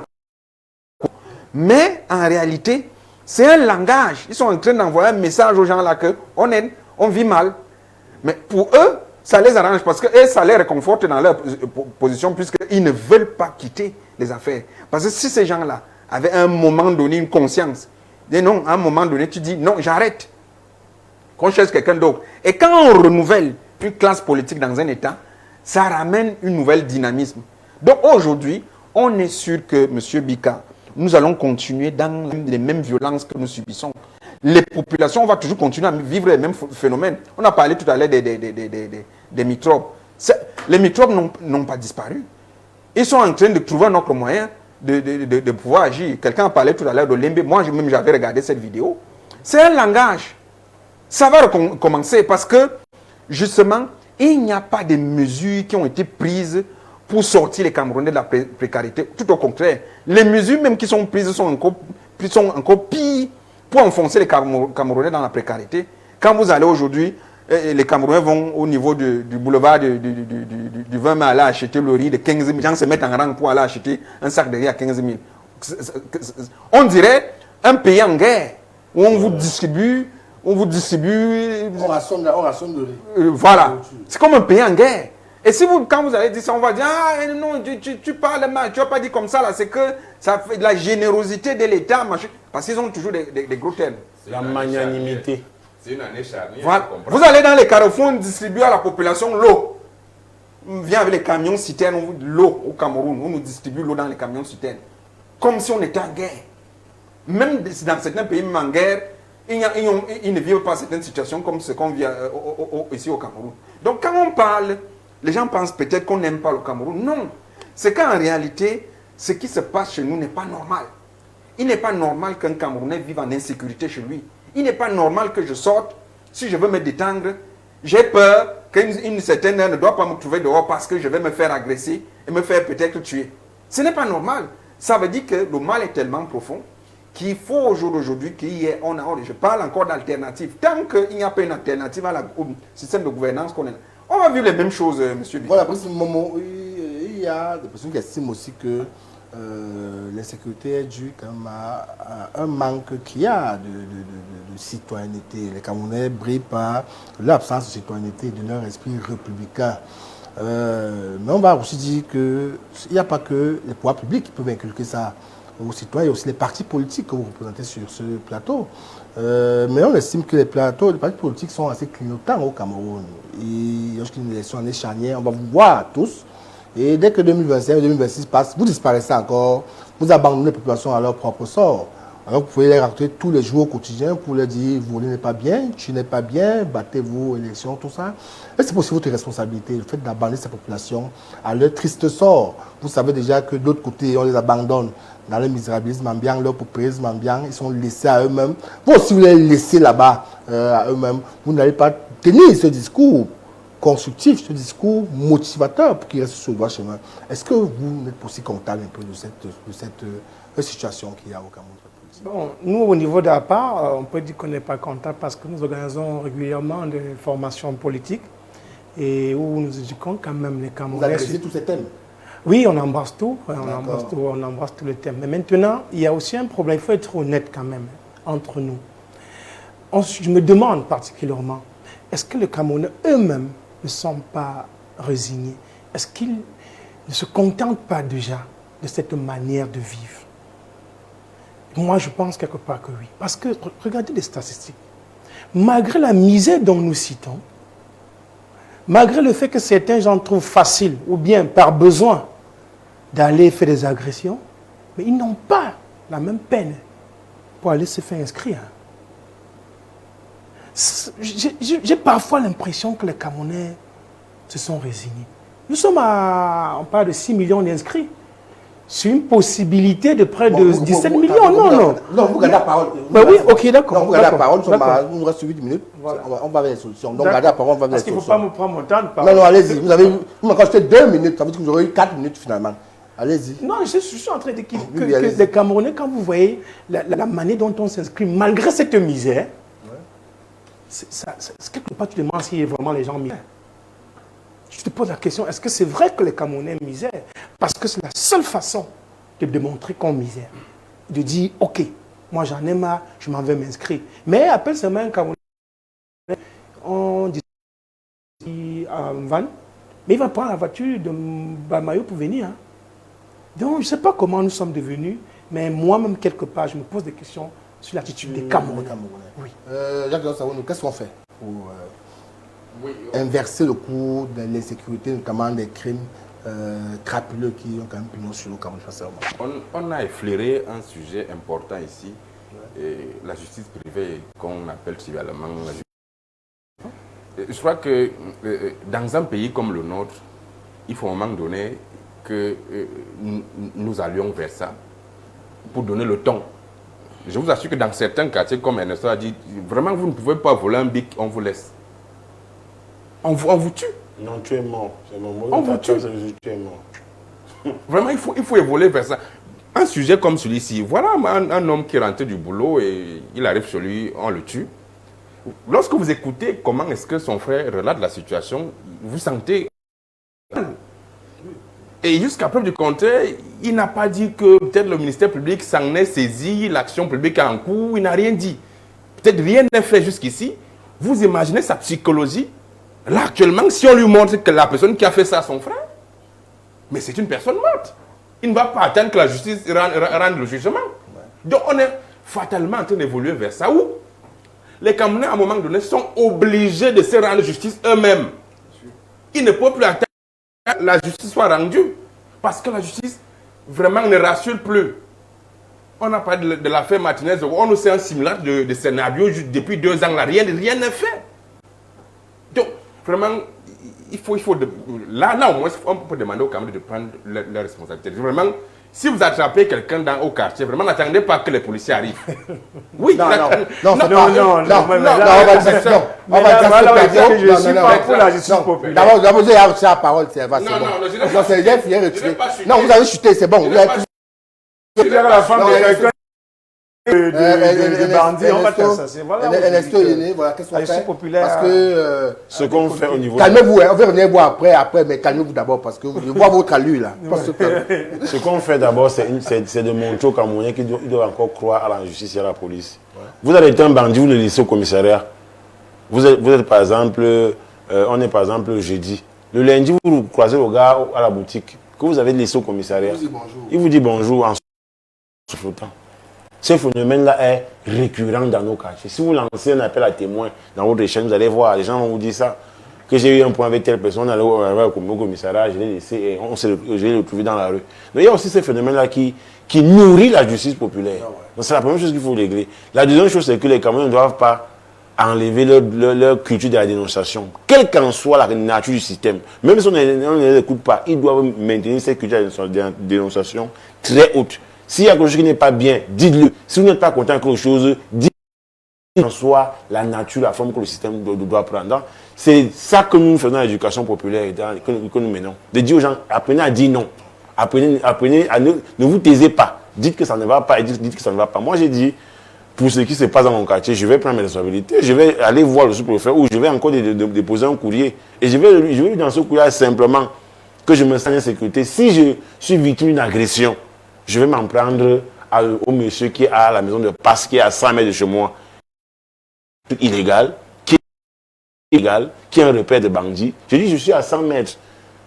On suit les engalades, et depuis qu'ils sont là, on a des cambriolages là, récurrents dans le petit pâté des maisons que nous avons.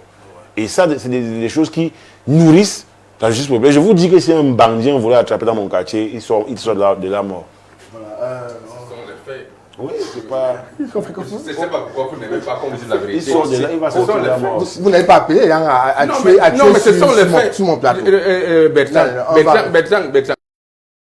Oui, juste pour dire que moi j'aime parler des faits. Ouais. Et le fait c'est que dans un pays comme le nôtre où les Camerounais n'ont plus confiance en la justice, puisqu'en même temps, vous ne pouvez pas demander à un système de 42 ans de démontrer encore qu'on peut compter en lui.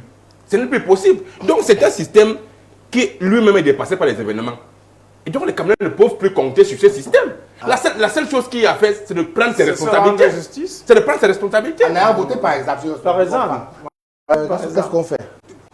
Au CRC, on pense que la solution, c'est l'alternative à ce système que nous avons. Pour apporter une alternative, il faudrait que les masses populaires, n'est-ce pas, soient éduquées à comprendre ce que c'est même d'abord qu'un système de gouvernance. Parce que c'est très important puisque quand vous regardez même la culture politique au Cameroun, vous vous rendez compte que même les hommes politiques chez nous, cela leur échappe. C'est que la culture de la gouvernance.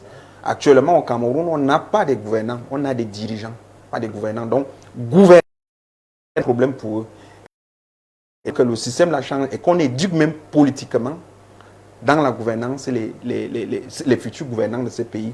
Il faudra aussi éduquer même les populations, les masses populaires, qu'elles comprennent ce que c'est qu'un système de gouvernance. Et là, elles vont comprendre les mécanismes qui sont utilisés pour que, n'est-ce pas, on n'en arrive plus, on n'ait plus ce genre de problèmes qu'on a là. Mais tant que nous avons un système de gouvernance qui est là, celui-là qui nous a été imposé depuis les années 1800, je peux vous assurer que les Camerounais vont revivre les mêmes choses. Donc, le CAC prône pour l'alternative de gouvernance. Voilà, pour l'alternative de gouvernance, c'est sur ce qu'on va mettre un terme ce soir. Toujours à cette sortie de tour de table de ce dimanche, crime crapuleux, un cadre du Crédit Foncier du Cameroun, froidement assassiné à Olembe. Pourquoi la recrudescence? C'était l'objet de cette thématique aujourd'hui. C'était un hommage au jeune juriste qui s'est fait froidement assassiner de ce côté-là. Nous souhaitons à toute la famille nos condoléances vous attristés et que son âme repose en paix. Nous sommes sur le plateau avec Christian Soura. Merci d'être venu. C'est le CRC qui vous remercie pour l'invitation. Momo, vous êtes venu sur le plateau. Merci à vous de m'avoir invité. J'espère que on va se comprendre. Non, on ne se comprend pas.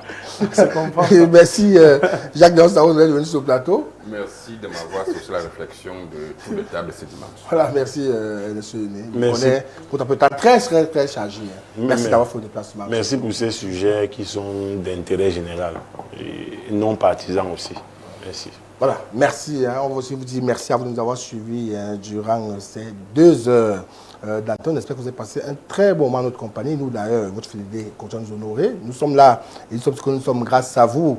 L'émission ce jour est encore coordonnée par Christelle Tignem, supervisée par François Biba. Restez en compagnie des programmes d'Horizon 3 Télévision. Ici, c'est au meilleur de la télévision et nulle part ailleurs. Quant à moi, je vous donne rendez-vous demain, lorsqu'il sera 18h30, dans le cadre de la première sortie de votre émission quotidienne Horizon Soir. Bon dimanche à tout le monde.